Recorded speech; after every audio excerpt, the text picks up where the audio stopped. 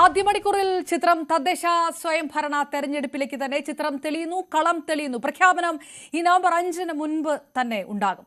രാഷ്ട്രീയ പാർട്ടികളെല്ലാം, മുന്നണികളെല്ലാം തെരഞ്ഞെടുപ്പിന് തയ്യാറെടുത്തു കഴിഞ്ഞു. സ്ഥാനാർത്ഥി ധാരണയിലേക്ക് കടക്കുകയാണ് പാർട്ടികൾ. ഈ സ്ഥാനാർത്ഥിത്വം ഉറപ്പായവർ അനൌദ്യോഗികമായി വോട്ട് അഭ്യർത്ഥനയും തുടങ്ങിക്കഴിഞ്ഞു.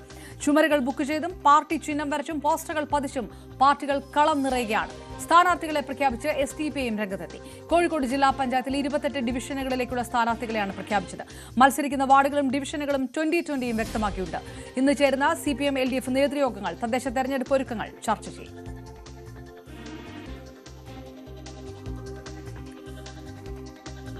മൂന്ന് മുന്നണികളും വളരെ ശക്തമായി ഇനി നടക്കാനിരിക്കുന്ന സംസ്ഥാന തെരഞ്ഞെടുപ്പിന്റെ ക്വാർട്ടർ മത്സരം എന്ന രീതിയിൽ തന്നെ കണക്കാക്കുന്നു ഈ തദ്ദേശ തെരഞ്ഞെടുപ്പിലേക്ക്. അതുകൊണ്ട് തന്നെ പ്രധാനപ്പെട്ട മുഖങ്ങളൊക്കെ തദ്ദേശ തെരഞ്ഞെടുപ്പിൽ ഉണ്ടാകുമെന്നുള്ള സൂചനകൾ നേരത്തെ തന്നെ ഉണ്ടായിരുന്നു. അത് ശരിവെക്കുന്ന റിപ്പോർട്ടുകളാണ് വരുന്നത്. KS ശബരിനാഥനെ കളത്തിലിറക്കുകയാണ് തിരുവനന്തപുരം നഗരസഭ പിടിക്കാൻ കോൺഗ്രസ്. വളരെ നിർണായക ഒരു നീക്കത്തിലേക്കാണ് കടക്കുന്നത്. കോൺഗ്രസ് ഹൈക്കമാൻഡിന്റെ നേരിട്ടുള്ള നിരീക്ഷണത്തിലാണ് നഗരസഭയിലെ ഈ സ്ഥാനാർത്ഥി നിർണയം. നഗരസഭയിലെ ആദ്യഘട്ട UDF സ്ഥാനാർത്ഥി പട്ടിക നാളെ പ്രഖ്യാപിച്ചേക്കും. News 18 exclusive. കവടിയാർ വാർഡിൽ KS ശബരിനാഥനെ സ്ഥാനാർത്ഥിയാക്കിക്കൊണ്ട് തദ്ദേശ തെരഞ്ഞെടുപ്പിന് സജ്ജമാകാനാണ് കോൺഗ്രസ് ക്യാമ്പ് തയ്യാറെടുക്കുന്നത്. പതിവിൽ നിന്ന് വ്യത്യസ്തമായി ഹൈക്കമാൻഡ് പ്രതിനിധിയുടെ നിരീക്ഷണത്തിലാണ് സ്ഥാനാർത്ഥി നിർണയം. മുൻ അരുവിക്കര MLAയും നിലവിൽ KPCC ജനറൽ സെക്രട്ടറിയുമായ ശബരിനാഥന് യുവ വോട്ടർമാർക്കിടയിൽ സ്വാധീനമുണ്ടാക്കാൻ കഴിയുമെന്നാണ് UDFിനു വേണ്ടി തെരഞ്ഞെടുപ്പ് സർവേ നടത്തിയ ഏജൻസികളുടെ കണ്ടെത്തൽ. ശബരിക്ക് പുറമെ യൂത്ത് കോൺഗ്രസിലെയും മഹിളാ കോൺഗ്രസിലെയും സ്വീകാര്യതയുള്ള മുഖങ്ങളും സ്ഥാനാർത്ഥി പട്ടികയിൽ ഇടം പിടിച്ചിട്ടുണ്ട്. തദ്ദേശ തെരഞ്ഞെടുപ്പ് പ്രചാരണത്തിന് തുടക്കം കുറിച്ചുകൊണ്ട് നഗരസഭയിലെ 101 വാർഡുകളിലൂടെയും K മുരളീധരൻ നയിക്കുന്ന പദയാത്രയ്ക്ക് അടുത്ത ദിവസം തുടക്കമാകും. ആദ്യഘട്ട സ്ഥാനാർത്ഥി പട്ടികയും ഇതോടൊപ്പം പ്രസിദ്ധീകരിച്ചേക്കുമെന്നാണ് സൂചന. കേരളത്തിന്റെ ചുമതലയിലുള്ള AICC general secretary Deepa Das Munshi ജില്ലയിൽ നിന്നുള്ള മുതിർന്ന നേതാക്കളുമായി കൂടിയാലോചിച്ചാണ് സ്ഥാനാർത്ഥി നിർണയത്തിൽ അന്തിമ തീരുമാനമെടുക്കുക. 45 വാർഡുകളിലെ സ്ഥാനാർത്ഥികളുടെ കാര്യത്തിൽ ഘടകകക്ഷികളുമായി അടക്കം ധാരണയിലെത്തിയതായാണ് സൂചന. നിലവിലെ 10-ൽ നിന്ന് സ്ഥിതി മെച്ചപ്പെടുത്താനായില്ലെങ്കിൽ വരാനിരിക്കുന്ന നിയമസഭാ തെരഞ്ഞെടുപ്പിൽ തിരിച്ചടിയാകുമെന്ന വിലയിരുത്തലിലാണ് ഹൈക്കമാൻഡിന്റെ നേരിട്ടുള്ള നിരീക്ഷണത്തിൽ തെരഞ്ഞെടുപ്പ് ഒരുക്കങ്ങൾ നടക്കുന്നത്. Dan Kurian, news 18, Thiruvananthapuram.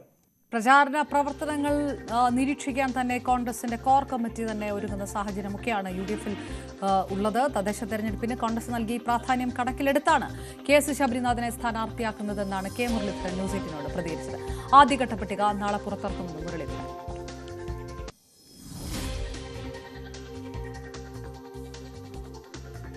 തദ്ദേശ തെരഞ്ഞെടുപ്പിന്റെ മുന്നൊരുക്കങ്ങളിലേക്ക് കോൺഗ്രസ് കടന്നിരിക്കുകയാണ്. K മുരളീധരനാണ് UDFിന്റെ പ്രവർത്തനങ്ങൾ ഏകോപിപ്പിക്കുന്നത്. മുരളീധരൻ എന്നോടൊപ്പം ചേരുന്നു. വലിയ ഒരു തന്ത്രപരമായ നീക്കം, KS ശബരിനാഥനെ മത്സരിപ്പിക്കാനുള്ള തീരുമാനം, എന്താണ് ഇതിനോട് ഉദ്ദേശിക്കുന്നത്? അല്ല, ഞങ്ങൾ ഇപ്പോൾ തിരുവനന്തപുരം കോർപ്പറേഷനിലെ 50ഓളം സ്ഥാനാർത്ഥികളെ ഞങ്ങൾ തീരുമാനിച്ചു കഴിഞ്ഞു. ഇനി ഘടകകക്ഷികളുള്ള ചർച്ച പൂർത്തിയാവാനുണ്ട്. അതിൽ RSP, കേരള കോൺഗ്രസ്, ജേക്കബ് വിഭാഗമായിട്ടുള്ള CMP 3 പേരുമായിട്ടുള്ള ചർച്ച പൂർത്തിയാക്കി. ഇനി മുസ്ലിം ലീഗും കേരള കോൺഗ്രസുമായിട്ടുള്ള പൂർത്തിയാക്കാനുണ്ട്. അത് ഇന്ന് പൂർത്തീകരിച്ച് ഒരുപക്ഷെ ഇന്ന് തന്നെ പ്രാഥമിക പട്ടിക ഞങ്ങൾ പുറത്തിറക്കും. അല്ലെങ്കിൽ നാളെ എന്തായാലും പുറത്തു വരും. അപ്പൊ ഈ താങ്കളെ ഒരു 101 മണ്ഡലങ്ങളുടെ വാർഡുകളിലൂടെ ഒരു യാത്ര അടുത്ത ദിവസം അത് നാളെ മുതൽക്ക് യാത്ര ആരംഭിക്കുകയാണ്. 101 വാർഡുകളും കേന്ദ്രീകരിച്ചിട്ടുള്ള സമ്മേളനങ്ങളും ജാഥകളുമാണ് നടത്തുന്നത്. അപ്പൊ നമുക്ക് ഈ വലിയൊരു പോരാട്ടം കാഴ്ചവെക്കാൻ കഴിയുമെന്ന് തീർച്ചയായിട്ടും ഇത്തവണ കോൺഗ്രസ് UDF അധികാരത്തിൽ വരണം. ആ വാശിയിലാണ് ഞങ്ങൾ മുന്നേറുന്നത്. കൂടുതൽ നിയമസഭാ സാമാജികരായിരുന്നവർ ഈ മത്സരരംഗത്തുണ്ടാകാൻ സാധ്യതയുണ്ടോ? അല്ല, ഇപ്പൊ ശബരിയുടെയാണ് കൺഫേം ആയിട്ട്. അത്തരത്തിലാണ് ഒരുക്കങ്ങൾ പുരോഗമിക്കുന്നത്.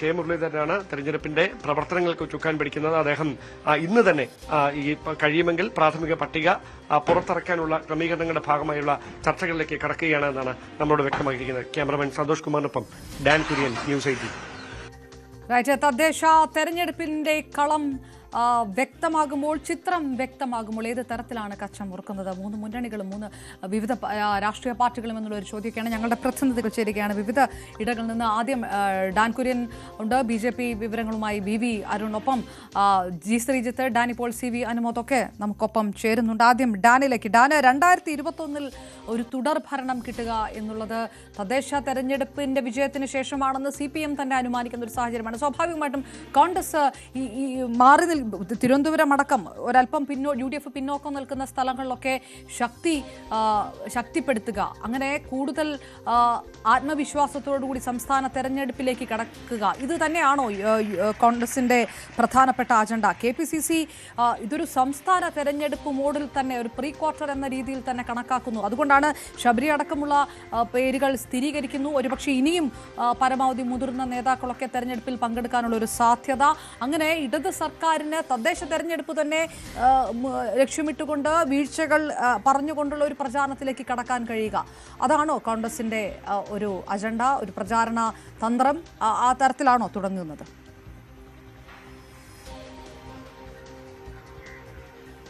അതായത് നിയമസഭാ തെരഞ്ഞെടുപ്പിന്റെ സെമി ഫൈനലായി തന്നെ വിശേഷിപ്പിക്കപ്പെടുന്ന തദ്ദേശ തെരഞ്ഞെടുപ്പാണ് വരുന്നത്. മാത്രമല്ല, ഈ തദ്ദേശ തെരഞ്ഞെടുപ്പിന്റെ പ്രാധാന്യം ഏറെയാണ്. കാരണം തുടർച്ചയായി 2 തവണ ഒരു മുന്നണി തന്നെ ഭരണത്തിലെത്തുക എന്ന് പറയുന്നതും മറ്റൊരു മുന്നണി പ്രതിപക്ഷത്തിരിക്കുക എന്ന് പറയുന്നതും കേരളം പിറന്ന ശേഷം ഇതിനു മുമ്പ് ഒന്നും ഉണ്ടായിട്ടുള്ള കാര്യമല്ല. അതുകൊണ്ട് ഒരിക്കൽ കൂടി അങ്ങനെ ഒരു കാര്യം ആവർത്തിച്ചാൽ പിന്നെ കോൺഗ്രസിന്റെ വേരിളകുന്ന സാഹചര്യം ഉണ്ടാകും. അതുകൊണ്ട് തന്നെയാണ് അത്രമാത്രം പ്രാധാന്യത്തോടെ കോൺഗ്രസ് ഈ തദ്ദേശ തെരഞ്ഞെടുപ്പിനെ നേരിടാൻ ഒരുങ്ങുന്നത്. കാരണം ഇങ്ങനെ വാർഡുകളിൽ ആര് മത്സരിക്കണമെന്ന കാര്യത്തിൽ കോൺഗ്രസ് ഹൈക്കമാൻഡ് പ്രതിനിധി കൃത്യമായി നിരീക്ഷണം നടത്തുക എന്നൊക്കെ പറയുന്നത് കോൺഗ്രസിനെ സംബന്ധിച്ച് മുമ്പുള്ള ഭാവിയിലൊന്നും അത്തരത്തിലുള്ള കാര്യങ്ങളൊന്നും കേട്ടിട്ടുണ്ടാവില്ല, കേട്ടുകേൾവിയുള്ള കാര്യമേ അല്ല. അവിടെയാണ് കൃത്യമായി ഹൈക്കമാൻഡിന്റെ ഒരു നിരീക്ഷണം, സർവേ നടത്തുന്ന ഏജൻസികളുടെ കൃത്യമായ റിപ്പോർട്ടിന്റെ അടിസ്ഥാനത്തിലുള്ള സ്ഥാനാർത്ഥി നിർണ്ണയം ഉൾപ്പെടെയുള്ള ഒരു വളരെ ഗൌരവതരമായ തരത്തിലേക്ക് ഈ സ്ഥാനാർത്ഥി നിർണ്ണയം അടക്കം കടക്കുന്നത്. അങ്ങനെയാണ് കേരളത്തിന്റെ ചുമതലയുള്ള AICC general secretary Deepa Das Munshi സംസ്ഥാനത്ത് ഈ തെരഞ്ഞെടുപ്പുമായി ബന്ധപ്പെട്ട പ്രത്യേകിച്ച് തിരുവനന്തപുരത്തിന് നേതൃത്വം നൽകുന്ന K. മുരളീധരൻ, അതോടൊപ്പം MM ഹസൻ ഉൾപ്പെടെയുള്ള നേതാക്കളുമായൊക്കെ കൂടിയാലോചന നടത്തിയതിനു ശേഷം KS ശബരിനാഥനെ ഒരു മുഖമായി ഉയർത്തിക്കാണിച്ചുകൊണ്ട് നഗരസഭാ തെരഞ്ഞെടുപ്പിനെ നേരിടാമെന്നൊരു തീരുമാനത്തിലേക്ക് എത്തുകയും കഴിഞ്ഞ ദിവസം ഇന്നലെ രാത്രിയോടെ ഇക്കാര്യത്തിൽ ഒരു ധാരണയിലെത്തുകയും ചെയ്തിരിക്കുന്നത്. എന്തായാലും ശബരിനാഥൻ മാത്രമാകില്ല, മഹിളാ കോൺഗ്രസിലും യൂത്ത് കോൺഗ്രസിലുമൊക്കെയുള്ള മറ്റ് യുവമുഖങ്ങളെ കൂടി, സ്വീകാര്യതയുള്ള യുവമുഖങ്ങളെ കൂടി പരിഗണിക്കുന്നുണ്ട് എന്നാണ് അറിയുന്നത്. വീണ നായർ ഉൾപ്പെടെയുള്ളവരുടെ പേരുകൾ പരിഗണനയിലുണ്ട്. പക്ഷേ അതിൽ പൂർണ്ണ സമ്മതം അറിയിച്ചിട്ടില്ല പലരും എന്നുള്ള സൂചനകൾ വരുന്നുണ്ട്. കാരണം ഇത് ഒതുക്കാനുള്ള നീക്കമാണോ എന്ന് സംശയിക്കുന്നവരുമുണ്ട്. കാരണം ഏതെങ്കിലും തരത്തിൽ വാർഡിൽ പരാജയപ്പെട്ട് കഴിഞ്ഞാൽ പിന്നീട് നിയമസഭയിലെ അവരുടെ സാധ്യതകളെ അത് ബാധിക്കുമോ? വാർഡിൽ പോലും ജയിക്കാൻ കഴിയാത്ത നിങ്ങൾക്ക് എങ്ങനെ നിയമസഭയിൽ മത്സരിക്കാനാകുമെന്ന തരത്തിലൊക്കെയുള്ള വിമർശനം പാർട്ടിക്കുള്ളിൽ നിന്ന് തന്നെ ഉയരും മറുവിഭാഗങ്ങൾ. അതുകൊണ്ട് അത്തരത്തിലുള്ള കരുതലുണ്ട്, കൺസേൺ ഉണ്ട്. അതുകൊണ്ട് തന്നെ പൂർണ്ണമായി അതിന് തയ്യാറാകാത്ത ആളുകളുണ്ട്. എന്തായാലും K. ശബരിനാഥൻ അങ്ങനെ ഒരു വെല്ലുവിളി ഏറ്റെടുക്കാൻ ധൈര്യം കാണിച്ചിരിക്കുന്നു. അതാണ് എടുത്തു പറയേണ്ട കാര്യം.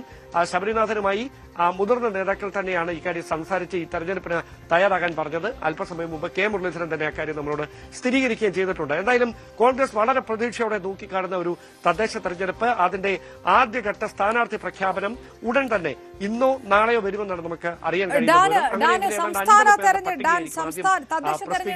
അതിൽ തന്നെ എടുത്തു മുതിർന്ന നേതാക്കളെ ഇറക്കിക്കൊണ്ട് സംസ്ഥാന നേരത്തെ പറഞ്ഞ പോലെ തന്നെ സെമി ഫൈനൽ എന്ന രീതിയിൽ കണക്കാക്കുന്നു. തദ്ദേശ തെരഞ്ഞെടുപ്പിലേക്ക് പ്രധാനപ്പെട്ട പേരുകളൊക്കെ വരുന്നു. സംസ്ഥാന തെരഞ്ഞെടുപ്പുമായിട്ട് ബന്ധപ്പെട്ട് കോൺഗ്രസിനകത്ത് ഒരുപക്ഷെ അത് മാധ്യമ സൃഷ്ടിയാണെന്ന് എത്ര തവണ പറഞ്ഞാൽ പോലും നടക്കുന്ന ചില വിഷയങ്ങളൊക്കെ ഉണ്ടല്ലോ. സ്വാഭാവികമായിട്ട് ഈ ഒരു സമവാക്യങ്ങളിലും ഏതെങ്കിലും ഒരു ചിത്രം മാറാനുള്ള ഒരു സാധ്യതയുണ്ടോ? ഈ സ്ഥാനാർത്ഥി നിർണ്ണയങ്ങളും ഒക്കെ ആയിട്ട് ബന്ധപ്പെട്ട് തെരഞ്ഞെടുപ്പ് പ്രചാരണമൊക്കെ ഉദ്ഘാടനം ചെയ്യാൻ KC വേണുഗോപാൽ തന്നെ നേരിട്ട് ഇറങ്ങുന്നു. അത്തരം ചില കാര്യങ്ങൾ കൂടി, ചിത്രം കൂടി പുറത്തേക്ക് വരുന്നുണ്ടോ? അതോ അതൊക്കെ തള്ളിക്കളയുക തന്നെയാണോ കോൺഗ്രസ് പരിപൂർണമായിട്ടും? അതായത് ഇപ്പോൾ വേറെ ഒരു സമവാക്യങ്ങൾക്കും പ്രസക്തിയില്ല. ജയസാധ്യത മാത്രമാണ് ഏക സമവാക്യം. ഇതിലാണ് കോൺഗ്രസ് നേതൃത്വം എത്തി നിൽക്കുന്നത്. അങ്ങനെയാണ് ജയസാധ്യതയുള്ള സ്ഥാനാർത്ഥികളെ പൂർണ്ണമായി പരിഗണിക്കുക. ഗ്രൂപ്പിനും അല്ലെങ്കിൽ മറ്റ് താല്പര്യങ്ങൾക്കും അപ്പുറത്തേക്ക് ജയസാധ്യതയുള്ള സ്ഥാനാർത്ഥികളെ പരിഗണിക്കുക എന്നൊരു തീരുമാനത്തിലേക്ക് മുതിർന്ന നേതാക്കൾക്കിടയിൽ ഒരു ഏകാഭിപ്രായം ഉണ്ടായിട്ടുണ്ട്. അങ്ങനെയാണ് കഴിഞ്ഞ ദിവസം കോൺഗ്രസ് ദേശീയ നേതൃത്വം ഈ കോർ കമ്മിറ്റിക്ക് രൂപം നൽകാനിടയായ സാഹചര്യം തന്നെ അതാണ്. കാരണം പിന്നീട് അതിന്റെ പേരിൽ ഒരു തർക്കം ഉണ്ടാകാൻ പാടില്ല. ആദ്യം അധികാരം പിടിക്കുക, അതിനുശേഷമാകാം മറ്റുള്ള വടംവലികളൊക്കെ എന്ന തരത്തിലേക്ക് കാര്യങ്ങൾ എത്തിയിരിക്കുന്നു എന്ന് വേണം പറയാൻ. അതിന്റെ തുടക്കമായി തന്നെ കരുതണം ഈ തദ്ദേശ തെരഞ്ഞെടുപ്പിൽ ഇത്തരമൊരു നീക്കം കൃത്യമായി തന്നെ കോൺഗ്രസ് ക്യാമ്പിന്റെ ഭാഗത്തുനിന്ന് ഉണ്ടാകുന്നതിന് എന്ന് വേണം വിശേഷിപ്പിക്കാൻ. മാത്രമല്ല എടുത്തു പറയേണ്ട കാര്യം, BJPയും LDFും ഇതുമായി ബന്ധപ്പെട്ട് തയ്യാറാക്കുന്ന തന്ത്രങ്ങൾ നേരത്തെ മുതൽ തന്നെ, അതായത് ഒരു പടി കടന്ന് നേരത്തെ മുതൽ ഇതുമായി ബന്ധപ്പെട്ട ഒരുക്കങ്ങളിലേക്ക് അവർ കടന്നിരുന്നു. പല പ്രധാന നേതാക്കളെയും മത്സരരംഗത്തേക്ക് ഇറക്കാനുള്ള നീക്കം BJP ക്യാമ്പിന്റെ ഭാഗമായും അത്തരം ചർച്ചകൾ സജീവമായി പുരോഗമിക്കുകയാണ്. അതൊക്കെ പരിഗണിച്ചുകൊണ്ടാണ് തെരഞ്ഞെടുപ്പ് വിദഗ്ധരുടെ അടക്കം അഭിപ്രായങ്ങളുടെയും റിപ്പോർട്ടുകളുടെയും അടിസ്ഥാനത്തിൽ വളരെ പ്രധാനപ്പെട്ട ഒരു തെരഞ്ഞെടുപ്പായി തന്നെ ഈ തദ്ദേശ തെരഞ്ഞെടുപ്പിനെ കാണുന്ന ഒരു പ്രതീതി ഉണ്ടാക്കണം. അതിന് പരിചിതമായ മുഖങ്ങൾ തന്നെ കളത്തിലിറങ്ങണമെന്നൊരു നിർദ്ദേശം നൽകിയത്. അത് താഴെത്തട്ടിലുള്ള പ്രവർത്തകർക്കിടയിൽ ആവേശമുണ്ടാക്കാൻ കഴിയും. അതിലൂടെ നിയമസഭാ തെരഞ്ഞെടുപ്പിന് പാർട്ടിയെ ഒന്ന് കോർത്തിണക്കാൻ കഴിയുമെന്നൊരു വലിയ പ്രതീക്ഷയിലാണ് ഇങ്ങനെയൊരു തീരുമാനത്തിലേക്ക് കോൺഗ്രസ് ക്യാമ്പ് എത്തുന്നത്. അതിന്റെ ഭാഗമായാണ് ഈ നിർണായകമായ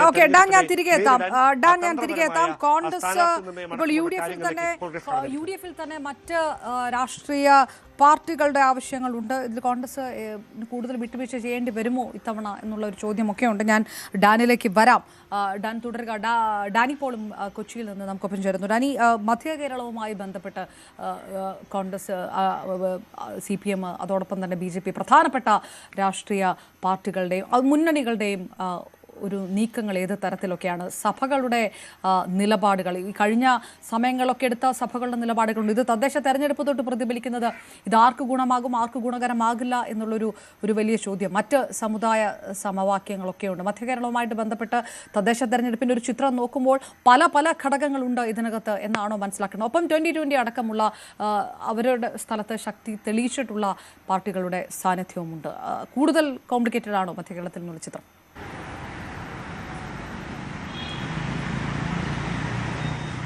അപർണ, തദ്ദേശ സ്വയംഭരണ തെരഞ്ഞെടുപ്പിൽ വലിയ രീതിയിലുള്ള ഒരുക്കങ്ങൾ മധ്യകേരളവുമായി ബന്ധപ്പെട്ടുകൊണ്ട് മുന്നണികൾ എടുക്കുന്നുണ്ട്. പ്രത്യേകിച്ച് ഇപ്പോൾ നമ്മൾ തൃശ്ശൂരിലേക്ക് വരികയാണെങ്കിൽ അവിടെ എല്ലാവരും പ്രതീക്ഷിക്കുന്നു BJP അവിടെ എന്ത് നീക്കമാണ് നടത്താൻ പോകുന്നത്, BJP അവിടെ വലിയ മാറ്റങ്ങൾ കൊണ്ടുവരാൻ കഴിയുമെന്ന് BJP വിശ്വസിക്കുന്ന ഒരിടം കൂടിയാണത്. അവിടെ വലിയ രീതിയിൽ കോർപ്പറേഷനകത്ത് ചർച്ചകൾ നടക്കുന്നുവെന്ന് മനസ്സിലാക്കുന്നു. ഒരു സീറ്റിൻ്റെ മാത്രം ഒരു വ്യത്യാസമുണ്ടായിരുന്നിടത്ത് കോൺഗ്രസ് വിമതൻ തന്നെ അവിടെ പിന്നീട് ഇടതുമുന്നണിക്ക് ഒപ്പം നിന്നുകൊണ്ട് മേയർ സ്ഥാനാർത്ഥിയാകുന്നു. അദ്ദേഹം മേയറാകുന്നു. പിന്നീട് പലപ്പോഴും തന്നെയും BJPക്ക് ഒപ്പം നീങ്ങുന്ന ഒരു കാഴ്ചയിലേക്ക് വരികയും ചെയ്യുന്നു. ഇക്കുറി അദ്ദേഹം മത്സരിക്കുന്നില്ല എന്ന് പറയുമ്പോൾ പോലും അവിടെ BJP തവണ ശക്തി കേന്ദ്രമാകുന്നു എന്ന് പറയുന്നൊരിടമാണ്. തൃശ്ശൂരിനെ കുറിച്ച് പറഞ്ഞു തുടങ്ങിയത് അവിടുന്ന് തൃശ്ശൂരിനെ കുറിച്ച് പറയുമ്പോഴുള്ളത്. കഴിഞ്ഞ തവണ നിയമസഭയിലേക്ക് നടക്കുന്ന ആ തെരഞ്ഞെടുപ്പിലേക്ക് ഏതാണ്ട് 21 വാർഡുകളിൽ തൃശ്ശൂർ കോർപ്പറേഷൻ്റെ വാർഡുകളിൽ മുന്നേറ്റം നടത്താനായിട്ട്, ഒന്നാമതെത്താനായിട്ട് കഴിഞ്ഞിരുന്നു എന്ന് പറയുന്നു. പിന്നീട് അത് ലോക്സഭാ തെരഞ്ഞെടുപ്പിലേക്ക് വരുമ്പോൾ 35 വാർഡുകളിൽ BJP ഒന്നാമതെത്തി എന്ന് പറയുന്നു. അപ്പോൾ തൃശ്ശൂർ കോർപ്പറേഷൻ്റെ ഒരു സ്വഭാവം എന്ന് പറയുന്നത് തൃശ്ശൂർ മണ്ഡലത്തിൻ്റെ, നിയമസഭാ മണ്ഡലത്തിൻ്റെ മുഴുവൻ പ്രദേശവും ഈ കോർപ്പറേഷനിൽ വരുന്നു എന്നതാണ് അതിൻ്റെ ഒരു പ്രത്യേകത. അതുകൊണ്ട് BJP യോട് വലിയ രീതിയിലുള്ള സ്വപ്നങ്ങൾ കാണുന്നു, വലിയ രീതിയിലുള്ള കണക്കുകൂട്ടലുകൾ നടത്തുന്നു എന്നതാണ്. ഇക്കുറി അട്ടിമറി ഉണ്ടാകുമെന്നുള്ള ഒരു പ്രതീക്ഷയിലേക്കാണ് അവരെല്ലാം തന്നെ വിശ്വസിക്കുന്നത്. അപ്പോൾ അതിനെ ടാക്കിൾ ചെയ്യുന്നതിന് വേണ്ടി, നേരിടുന്നതിന് വേണ്ടിയുള്ള നീക്കങ്ങൾ ഒരു ഭാഗത്ത് തുടരുകയും ചെയ്യുന്നു. അവിടെയെല്ലാം തന്നെ ഈ മധ്യകേരളത്തിൽ പൊതുവെയും തന്നെ ഈ ക്രൈസ്തവ സഭ മുൻപെങ്ങുമില്ലാത്ത വിധം തന്നെ വലിയ രീതിയിലേക്ക് രാഷ്ട്രീയ കാര്യങ്ങളിലേക്ക് ഇടപെട്ട് സംസാരിക്കുകയും ചെയ്യുന്നു എന്നുള്ളതാണ്. നേരത്തെ ഇടപെടൽ ഒരു പരോക്ഷ രീതിയിലായിരുന്നെങ്കിൽ ഇത്തവണ അതൊരു പ്രത്യക്ഷ രീതിയിലേക്ക് പലയിടങ്ങളിലും തന്നെ വരുന്നു. പ്രത്യേകിച്ച് സീറോ മലബാർ സഭയടക്കം ആ രീതിയിലേക്ക് പ്രതിസ്പന്ദനങ്ങൾ ഉണ്ടാകുന്നൊരവസ്ഥയിലേക്കെല്ലാം വരികയും അത് കൃത്യമായി രാഷ്ട്രീയം പറയുന്ന രീതിയിലേക്കെല്ലാം തന്നെ പലയിടങ്ങളിലും മാറുന്നു എന്നൊരു പ്രത്യേകതയും എല്ലാം തന്നെയുണ്ട്. തൃശ്ശൂരിൽ അത് പ്രതിഫലിക്കുന്നതായിട്ടുള്ള സൂചനകൾ തന്നെയുണ്ട്. അത് അവിടെ ആ രീതിയിലുള്ള ഒരു കൂട്ടിച്ചേരലുകളോ കൂട്ടിവായിക്കലുകളോ എല്ലാം തന്നെ ഉണ്ടായേക്കാമെന്നുള്ളൊരു വിലയിരുത്തലടക്കം നിലനിൽക്കുന്നുണ്ട്. സുരേഷ് ഗോപി ഫാക്ടർ അടക്കം അവിടെ തൃശ്ശൂരിൽ പ്രതിഫലിക്കും എന്ന വിലയിരുത്തലെല്ലാം തന്നെ വരുന്നുണ്ട്. എന്തായാലും അവിടെ ഇതിനെ നേരിടുക എന്ന ലക്ഷ്യത്തോടു കൂടി തന്നെയാണ് UDFും അതോടൊപ്പം തന്നെ ഇടതുമുന്നണിയും എല്ലാം തന്നെ മുന്നോട്ട് പോകുന്നത്. എറണാകുളത്തേക്ക് വരികയാണെങ്കിൽ ഇവിടെ പൊതുവിൽ അറിയപ്പെടുന്നത് എറണാകുളം എന്ന് പറയുന്നത് UDFിൻ്റെ ഒരു വലിയ കോട്ട എന്നതാണ്. എങ്കിൽ കൂടിയും ചില സർജിക്കൽ സ്ട്രൈക്കുകൾ നടത്താൻ പലപ്പോഴും ഇടതുമുന്നണിക്ക് കഴിഞ്ഞിട്ടുള്ള ഒരിടം കൂടിയാണ്. ഇവിടുത്തെ ഒരു 88 പഞ്ചായത്തുകളിലേക്ക് വരുമ്പോൾ 48ഓളം പഞ്ചായത്തുകളുടെ ഭരണം UDFിനാണ്. മുനിസിപ്പാലിറ്റികളിലേക്ക് വരുമ്പോൾ 14 മുനിസിപ്പാലിറ്റികളിൽ ഏതാണ്ട് 7 എണ്ണത്തിന് LDF ആണ് നിലനിൽക്കുന്നത്. ഒരെണ്ണം ഇതിലേക്ക് വരുമ്പോഴേക്കും അതോടൊപ്പം തന്നെയാണ് നഗരസഭകളുടെ കാര്യത്തിലേക്ക് വരുമ്പോഴേക്കും 8 നഗരസഭകളിൽ ഏതാണ്ട് 5 UDF കയ്യിലൊതുങ്ങുന്ന രീതിയിലേക്ക് വരുന്നു. അങ്ങനെ വലിയ രീതിയിൽ UDF ഒരു ആധിപത്യമുണ്ടെങ്കിൽ കൂടിയും ഇടതുമുന്നണിക്ക് ചെറിയ രീതിയിലെങ്കിലും പലയിടത്തും ഭരണം പിടിച്ചെടുക്കാനെല്ലാം കഴിഞ്ഞിട്ടുണ്ട്. ഉദാഹരണത്തിന് കൊച്ചിൻ കോർപ്പറേഷൻ അടക്കമുള്ള ഇടങ്ങളിലെല്ലാം തന്നെ UDF വിമതരെ തന്നെ കോൺഗ്രസ് വിമതരെ തന്നെ ഒപ്പം നിർത്തിക്കൊണ്ട് ഭരണം മുന്നോട്ട് കൊണ്ടുപോകാനായിട്ട് സാധിക്കുകയും എല്ലാം തന്നെ ചെയ്തിട്ടുണ്ട്. അപ്പോഴും ഇവിടെയും ഇതേ രീതിയിൽ തന്നെയാണ് ഇതിൻ്റെ എഫക്റ്റ് BJPയുടെ ഒരു കടന്നുവരവ് ഇത്തവണ കൂടുതലാകുമെന്നൊരു പ്രതീക്ഷയുണ്ട്. അതിനപ്പുറം തന്നെയാണ് 2020 ഇക്കുറി മത്സരിക്കുന്നു എന്നതാണ്.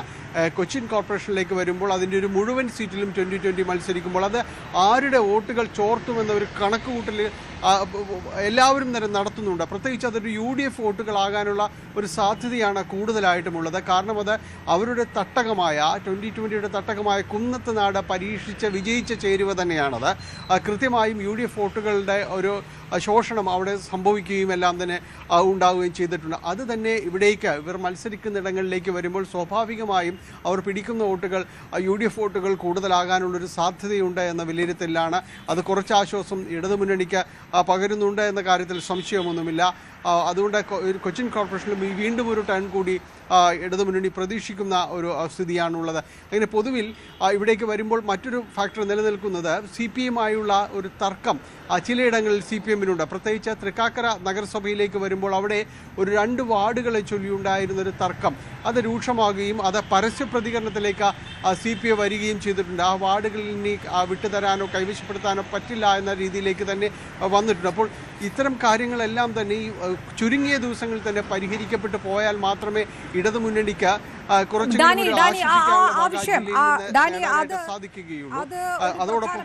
CPI-യുമായി കഴിഞ്ഞ ദിവസങ്ങളിൽ ഉണ്ടായിട്ടുള്ള ആ ഒരു രാഷ്ട്രീയ വ്യവസ്ഥയൊക്കെ തദ്ദേശ തെരഞ്ഞെടുപ്പിനെ ബാധിക്കാതിരിക്കണം എന്ന തരത്തിലുള്ള നിർദ്ദേശങ്ങളൊക്കെ ആയിട്ട് സർക്കുലറൊക്കെ ഇറക്കിയ പാർട്ടി CPM സ്വാഭാവികമായിട്ടും ഈ ഇടതുപക്ഷവുമായിട്ടൊക്കെ സഹകരിച്ചൊക്കെ പോകുന്ന ഈ പൊതു സ്വീകാര്യതയുള്ളവരെ മറ്റ് മുന്നണികൾ സ്ഥാനാർത്ഥികളാക്കുന്നത് തടയണം, അതിലൊരു ജാഗ്രത വേണം എന്നുള്ളൊരു നിർദ്ദേശമൊക്കെ അതിനകത്തുണ്ട്. ഈ സ്വാഭാവികമായിട്ട് എറണാകുളം അടക്കമുള്ള മധ്യകേരളത്തിൽ അത്തരം സംഭവങ്ങൾ ഇതിനു മുൻപും നടന്നിട്ടുണ്ട്. അപ്പോൾ അങ്ങനെ പൊതു സ്വീകാര്യതയുള്ള മറ്റ് സ്ഥാനാർത്ഥികൾ മുന്നണികളിലേക്ക് വരിക, അങ്ങനെയുള്ള സാധ്യതകളും അടക്കം CPM നോക്കുന്നുണ്ടോ? അത്തരം പേരുകൾ ഉയർന്നു വരാനുള്ള സാധ്യത തദ്ദേശ തെരഞ്ഞെടുപ്പിൽ ഏത് തരത്തിലാണ് ജില്ലയിൽ നിന്ന് ഉറ്റുനോക്കേണ്ടത്? അപർണ, ഒരു നിരീക്ഷണം കൃത്യമാണ്. കാരണം ഈ പൊതു സ്വീകാര്യത അവരെ തേടി കൂടുതലായിട്ട് തന്നെ മുന്നണികൾ പരക്കം പായുന്നത് പലപ്പോഴും എറണാകുളം ജില്ലയിൽ തന്നെയാണ്. നമ്മൾ പലകുറി കണ്ടിട്ടുണ്ട്. നിയമസഭാ തെരഞ്ഞെടുപ്പാണ്, ലോക്സഭാ തെരഞ്ഞെടുപ്പ് എല്ലാം തന്നെ പലകുറി അതിന് ദൃശ്യമായിട്ടുള്ളതാണ്. ഇക്കുറി കൂടുതലായും തന്നെ അത് തദ്ദേശ തെരഞ്ഞെടുപ്പിലും അത് പ്രതിഫലിക്കുന്നുണ്ട്. ഇപ്പോൾ തന്നെയും പല രീതിയിലുള്ള അന്വേഷണങ്ങളിലേക്ക് മുന്നണികൾ കടക്കുന്നുണ്ട് എന്ന് പറയുന്നു. കോർപ്പറേഷനിലടക്കം ഇന്ന് വനിതാ മേയർ അടക്കമുള്ള കാര്യങ്ങളാണ് ഇത്തവണ വരുന്നത്, സംവരണം അടക്കമുള്ള കാര്യങ്ങൾ വരുന്നത്. അപ്പോൾ കഴിഞ്ഞ ദിവസങ്ങളിൽ DCC പ്രസിഡന്റ് മുഹമ്മദ് ഷിയാസ് പറഞ്ഞത് ജനറൽ സീറ്റുകളിലടക്കം സ്വീകാര്യരായവരെ വനിതകളാണെങ്കിൽ തങ്ങൾ അത് പരിഗണിക്കുമെന്നാണ്. വിജയസാധ്യത മാത്രമാണ് തങ്ങൾ നോക്കുന്നതെന്ന് പറയുന്നു. ഇടതുമുന്നണിയും പ്രത്യേകിച്ച് CPM അടക്കം ഇക്കാര്യങ്ങൾ വ്യക്തമാക്കിയിട്ടുണ്ട്. കാരണം വിജയസാധ്യത തന്നെയാണ് അതിലെ പ്രശ്നം. പാർട്ടി പ്രവർത്തകരുണ്ട്, കൃത്യമാണ്, അവർ ശരിയായ രീതിയിൽ തന്നെ പ്രവൃത്തി ചെയ്ത് മുന്നോട്ട് പോകുന്നുണ്ട്. അവർക്കൊക്കെ ഒരു ഇടം നൽകാനുള്ള അവസരം എന്ന് പറയുന്നത് തദ്ദേശ തെരഞ്ഞെടുപ്പ് തന്നെയാണ്. അപ്പോൾ എങ്കിൽ കൂടിയും ചിലയിടങ്ങളിൽ വിജയസാധ്യതകൾക്ക് മറ്റു പല കാരണങ്ങൾ കൂടി പരിഗണിക്കേണ്ടതുണ്ട്. അത് സാമുദായികമാകാം, പൊതുസമ്മതനാകാം, അങ്ങനെ ജനങ്ങൾക്കിടയിലുള്ള സ്വാധീനമാകാം. ഈ സ്വീകാര്യതകളെല്ലാം തന്നെ ഇതിൽ പരിഗണിക്കപ്പെട്ട് പോകുന്ന സ്ഥലങ്ങളാണ്. അതുകൊണ്ട് ഭരണം പിടിക്കുക, പ്രത്യേകിച്ച് മധ്യ കേരളത്തിലടക്കം ഇത്തരം ഈ ഭരണം നിലനിർത്തിക്കൊണ്ട് പോകുക, കൂടുതലിടങ്ങളിലേക്ക് തങ്ങളുടെ സ്വാധീനം വർദ്ധിപ്പിക്കുക. കാരണം ഇനി വരാനിരിക്കുന്നത് നിയമസഭാ തെരഞ്ഞെടുപ്പാണ്. അപ്പോൾ ഇത്തരം പരീക്ഷണങ്ങൾ എത്ര കണ്ട് വിജയിക്കുന്നു എന്നതെല്ലാം തന്നെ വേണ്ട. ഈ പൊതു സ്വീകാര്യതയെ ഒപ്പം നിർത്തുമ്പോൾ ആ മുന്നണിക്ക് വരുന്ന അല്ലെങ്കിൽ ആ പാർട്ടിക്ക് വരുന്ന ഒരു ഇമേജ് അത് കുറച്ചുകൂടി ഒരു ഹൈപ്പിലേക്ക് വരും, കുറച്ചുകൂടി ഉയർന്നു വരും. അത് മുതൽക്കൂട്ടാക്കാൻ കഴിയുമെന്നൊരു വിശ്വാസം എല്ലാം തന്നെ മുന്നണികൾക്കുണ്ട്. അങ്ങനെ ഈ പൊതു സ്വീകാര്യത പലയിടത്തും തന്നെ ഉയർന്നു വരാനുള്ള മുഴുവൻ മുഴുവൻ സാധ്യതയുമുണ്ട്. പക്ഷേ അതിൽ ഏറ്റവും കൂടുതൽ സാധ്യത ഒരുപക്ഷെ BJP-യിലാണ്. കാരണം BJP ആണ് പലരെയും തന്നെ ഇത്തവണ ഈ കൊച്ചിൻ കോർപ്പറേഷനിലടക്കം പരിഗണിക്കുന്നത് ഈ രീതിയിലുള്ള ഒരു പൊതു സ്വീകാര്യതയാണ് എന്നൊരു വിവരമാണ് സ്ഥിരീകരിക്കപ്പെടുന്നത്. അങ്ങനെയെങ്കിൽ നിരവധി പേര് ഒരുപക്ഷെ ഈ രംഗത്തേക്ക് കടന്നു വരാനുള്ള ഒരു വലിയ സാധ്യതയുണ്ട്. തെരഞ്ഞെടുപ്പ് അവർക്ക് പുതുമയുള്ളൊരിടമാണെങ്കിൽ കൂടിയും അതിന് തങ്ങൾക്കൊപ്പം ചേരാൻ, പ്രത്യേകിച്ച് 2020 അത്തരം ആളുകൾക്കാണ് കൂടുതൽ ഇടം നൽകുന്നത്, കൂടുതൽ സ്പേസ് നൽകുന്നത്. അത് ഏറെക്കുറെ അതുവരെ ഒരു വോട്ട് വർദ്ധിപ്പിക്കുന്നതിലെല്ലാം തന്നെ അവർക്ക് വിജയിക്കാനായിട്ട് അവരുടെ ഒരു വോട്ടിംഗ് ഷെയർ ഉയർത്തുന്നതിനെല്ലാം തന്നെ സാധിച്ചിട്ടുണ്ട് എന്നതാണ്. കഴിഞ്ഞ നിയമസഭാ തെരഞ്ഞെടുപ്പിലടക്കം അവർ നിർത്തിയത്, അവർ പരീക്ഷിച്ചതെല്ലാം തന്നെ ഇത്തരം ഒരു പ്രത്യേകിച്ചൊരു രാഷ്ട്രീയത്തെയും പ്രതിദാനം ചെയ്യാത്ത ആളുകളെ ഉൾപ്പെടുത്തിക്കൊണ്ടുള്ള ഒരു തെരഞ്ഞെടുപ്പിലേക്കായിരുന്നു അവർ തുറന്നു വെച്ചത്.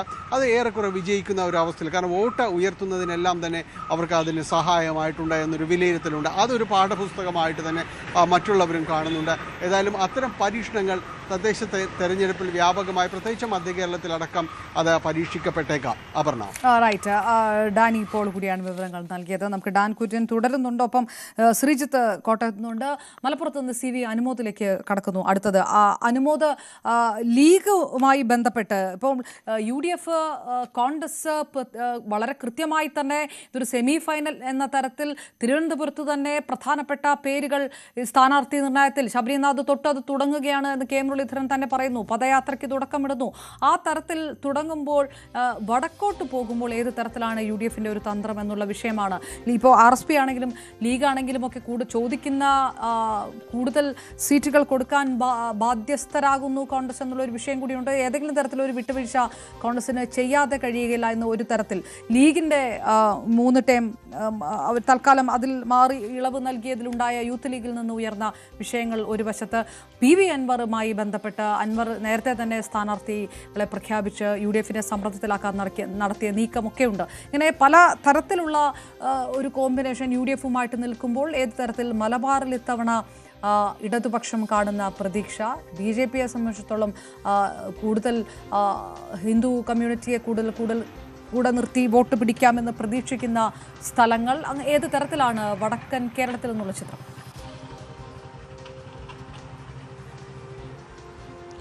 വടക്കൻ കേരളത്തേക്ക് വരികയാണെങ്കിൽ നമുക്ക് മലബാർ മേഖലയിൽ മുസ്ലിം ലീഗിൻ്റെ കൃത്യമായ ആധിപത്യമുള്ള മേഖലകളാണ് കൂടുതലായിട്ട് മലപ്പുറം ജില്ലയുടെ ഭാഗമായിട്ടുള്ളത്. മലപ്പുറത്തിൻ്റെ പ്രത്യേകിച്ച് എടുത്തു പറയുമ്പോൾ മലപ്പുറത്തെ സംബന്ധിച്ച് കഴിഞ്ഞ തവണത്തെ അതേ ഫോർമുലയിൽ തന്നെ കാര്യങ്ങൾ കൊണ്ടുപോകാനായിരിക്കും UDF-ന്റെ നീക്കം. കാരണം ഇവിടെ UDF-ന്റെ ചർച്ചകളൊക്കെ ആരംഭിച്ചിട്ടേ ഉള്ളൂ. ഇവിടെ ലീഗിനാണ് കോൺഗ്രസിനേക്കാൾ മേൽക്കൈ എന്നുള്ളത് കൊണ്ട് തന്നെ നിലവിൽ കോൺഗ്രസ് അധികം എന്തെങ്കിലും പ്രതീക്ഷിക്കുന്നുണ്ടോ എന്ന ചോദ്യത്തിന് സാധ്യത കുറവാണ് എന്ന് തന്നെ വേണം കരുതുവാൻ. ഇവിടെ മലപ്പുറം ജില്ലയിലേക്ക് കൃത്യമായി എടുത്ത് പറയുമ്പോൾ ജില്ലാ പഞ്ചായത്ത് ഡിവിഷനിൽ 32-ൽ 22 ലീഗും 10 മാത്രമാണ് കോൺഗ്രസ് മത്സരിച്ചിരുന്നത്. അതുപോലെ തന്നെ പഞ്ചായത്തുകളിലേക്ക് വരികയാണെങ്കിൽ 94 പഞ്ചായത്തിൽ 70 UDF-ആണ് ഭരിച്ചിട്ടുള്ളത്. അതുപോലെ തന്നെ 12 നഗരസഭകളിൽ 3 മാത്രമാണ് LDF-നുള്ളത്. അപ്പോൾ കൃത്യമായ UDF-ന്റെ മേൽക്കൈ ആധിപത്യമുള്ള ജില്ലയാണ് മലപ്പുറം. അതിൽ തന്നെ ലീഗിനാണ് എല്ലായിടത്തും മുൻതൂക്കമുള്ളത്. കോൺഗ്രസിൻ്റെ ഭരണത്തിൽ ഒരു നഗരസഭ പോലുമില്ല. അപ്പോൾ മുൻപത്തെ അതേ പാറ്റേണിൽ സീറ്റ് വിഭജനം പൂർത്തിയാക്കാനാണ് UDF-ന്റെ ആലോചന ഉള്ളത്. അതുപോലെ തന്നെ തദ്ദേശ സ്ഥാപനങ്ങളിലേക്ക് വരികയാണെങ്കിൽ അവിടുത്തെ സാഹചര്യങ്ങൾക്കനുസരിച്ച് ജയിച്ച സീറ്റുകൾ നിലനിർത്തുക, കൂടുതൽ കാര്യങ്ങൾ ചർച്ച ചെയ്ത് തീരുമാനിക്കുക എന്ന തരത്തിലേക്കാണ് പോയിരിക്കുന്നത്. ഇവിടെ ഏറ്റവും വലിയ ചോദ്യം ഉയരുന്നത് PV അൻവറിനെ എങ്ങനെ ഉൾക്കൊള്ളിക്കും എന്നുള്ളതാണ്. നേരത്തെ തന്നെ അൻവർ സ്വന്തം നിലയിൽ സ്ഥാനാർത്ഥികളെ പ്രഖ്യാപിച്ചതിൽ ലീഗിൻ്റെ അതൃപ്തി VMS തുറന്നു പറഞ്ഞിരുന്നു. അൻവറിനെ സംബന്ധിച്ച് തൻ്റെ കരുത്ത് തെളിയിക്കുവാൻ, തനിക്കൊപ്പം നിൽക്കുന്നവരെ ചേർത്ത് നിർത്തുവാൻ ഈ സ്ഥാനാർത്ഥി പ്രഖ്യാപനം അനിവാര്യമാണ് എന്നാണ് അൻവറിൻ്റെ ഭാഗത്തുള്ള ഒരു വിശദീകരണം. കാരണം UDF-ന്റെ ഭാഗത്തുനിന്നുള്ള വാഗ്ദാനങ്ങൾ അത് പലപ്പോഴും നീണ്ടു പോയ ഒരു ചരിത്രമുള്ളത് കൊണ്ട് തന്നെ UDF-നെ സമ്മർദ്ദത്തിലാക്കാൻ കൂടി വേണ്ടിയാണ് അൻവർ ഇത്തരത്തിൽ സ്ഥാനാർത്ഥികളെ പ്രഖ്യാപിച്ചിരുന്നത്. പക്ഷേ നിലമ്പൂർ മേഖലയിലാണ്, നിലമ്പൂരിലും അതേപോലെ വഴിക്കടവ്, ചുങ്കത്തറ, വണ്ടൂർ തുടങ്ങിയ മേഖലകളിലാണ് അൻവറിൻ്റെ സ്ഥാനാർത്ഥികളെ അൻവർ പ്രഖ്യാപിച്ചിട്ടുള്ളത്. ഇതുപോലെ നടക്കുന്ന UDF-ന്റെ ചർച്ചയിലാണ് അൻവറിൻ്റെ പ്രതീക്ഷ മുഴുവൻ. എങ്ങനെയായിരിക്കും തന്നെ പരിഗണിക്കുക എന്നതിൻ്റെ അടിസ്ഥാനത്തിലാകും തുടർ പ്രഖ്യാപനങ്ങൾ എന്നാണ് അൻവറിൻ്റെ ഭാഗത്തുനിന്നുള്ള വിശദീകരണം, തൃണമൂൽ കോൺഗ്രസിൻ്റെ ഭാഗത്തുനിന്നുള്ള വിശദീകരണം ഉണ്ടായിരിക്കുന്നത്. എന്തുതന്നെയാണെങ്കിലും അൻവറിനെ ഒപ്പം നിർത്തി തന്നെ കൊണ്ടുപോകുമെന്ന സൂചനകളാണ് ലഭിക്കുന്നത്. കാരണം LDF-നെതിരായ പോരാട്ടത്തിൽ അൻവറിൻ്റെ സാന്നിധ്യം പല മണ്ഡലങ്ങളിലും ഗുണം ചെയ്യുമെന്നൊരു കണക്കൂട്ടലാണ് UDF-നുള്ളത്. അതുകൊണ്ട് തന്നെ അൻവറിനെ കൂടി പരിഗണിച്ചുകൊണ്ടുള്ളൊരു സീറ്റ് വിഭജനം അല്ലെങ്കിൽ ചർച്ചകളൊക്കെ ആയിരിക്കും ഉണ്ടാവുക. എന്നാണെങ്കിൽ ഇന്നത്തെ ദിവസം അതിൽ എന്ത് തീരുമാനം വരും എന്നുള്ളത് പ്രധാനപ്പെട്ട കാര്യമാണ്. പി വി അൻവറിനെ സംബന്ധിച്ച്, കോൺഗ്രസിനെ സംബന്ധിച്ച് മലപ്പുറം മറ്റ് ജില്ലകളിൽ കോഴിക്കോടാവട്ടെ കണ്ണൂരാവട്ടെ മറ്റ് ജില്ലകളിലൊക്കെ കോഴിക്കോടൊക്കെ കൂടുതൽ സീറ്റുകൾ ലീഗിന് നൽകുന്ന ഒരു സാഹചര്യത്തിലേക്ക് മാറുന്നുണ്ട് എന്നാണ് ലഭ്യമാവുന്ന വിവരം. അത്തരത്തിൽ വിട്ടുവീഴ്ചകൾക്ക് തയ്യാറായിട്ട് തന്നെയാണ് ഈ കോൺഗ്രസ് പല മേഖലകളിലുള്ളത്. ഇടതുപക്ഷത്തിനെ സംബന്ധിച്ച് അവർക്ക് കണ്ണൂരും കാസർഗോഡും ഒക്കെയാണ് വലിയ പ്രതീക്ഷയുള്ളത്. മലപ്പുറത്തേക്ക് വരുമ്പോൾ അത് വളരെ കുറവാണ്. കോഴിക്കോടാണെങ്കിലും മലപ്പുറത്തേക്കാൾ മികച്ച ഒരു പ്രകടനം കാഴ്ചവെക്കാൻ കഴിയുന്ന ഒരു കണക്കൂട്ടലാണ് ഇടതുപക്ഷത്തിനുള്ളത്. അനുമോദ്, അതോടൊപ്പം തന്നെ നമുക്ക് ഇടതുപക്ഷത്തിന്റെ കാര്യത്തിനകത്ത് ജമാഅത്തെ ഇസ്ലാമി, SDPI അല്ലെങ്കിൽ ഏതെങ്കിലും തരത്തിൽ ഇത്തരം കക്ഷികളുമായിട്ട് സന്ധി വേണ്ട, തെരഞ്ഞെടുപ്പ് ധാരണ വേണ്ട എന്നൊക്കെയുള്ള നിർദ്ദേശങ്ങളൊക്കെ CPM സർക്കിളിലൊക്കെ കൊടുത്ത് വിടുന്ന സാഹചര്യങ്ങളുണ്ട്. പക്ഷേ ഈ കഴിഞ്ഞ സമയങ്ങളിൽ ഉയർന്ന പല വിവാദങ്ങളുമായും ബന്ധപ്പെട്ടും മലബാറിൽ ലീഗിന് ശക്തി കുറഞ്ഞ സ്ഥലങ്ങൾ ഇടത്തുപോലും ഇടതുപക്ഷം കൃത്യമായ രീതിയിൽ ഒരു ഫോക്കസ് കൊടുക്കുന്നുണ്ടോ? ഏത് തരത്തിലാണ് കാണുന്നത്?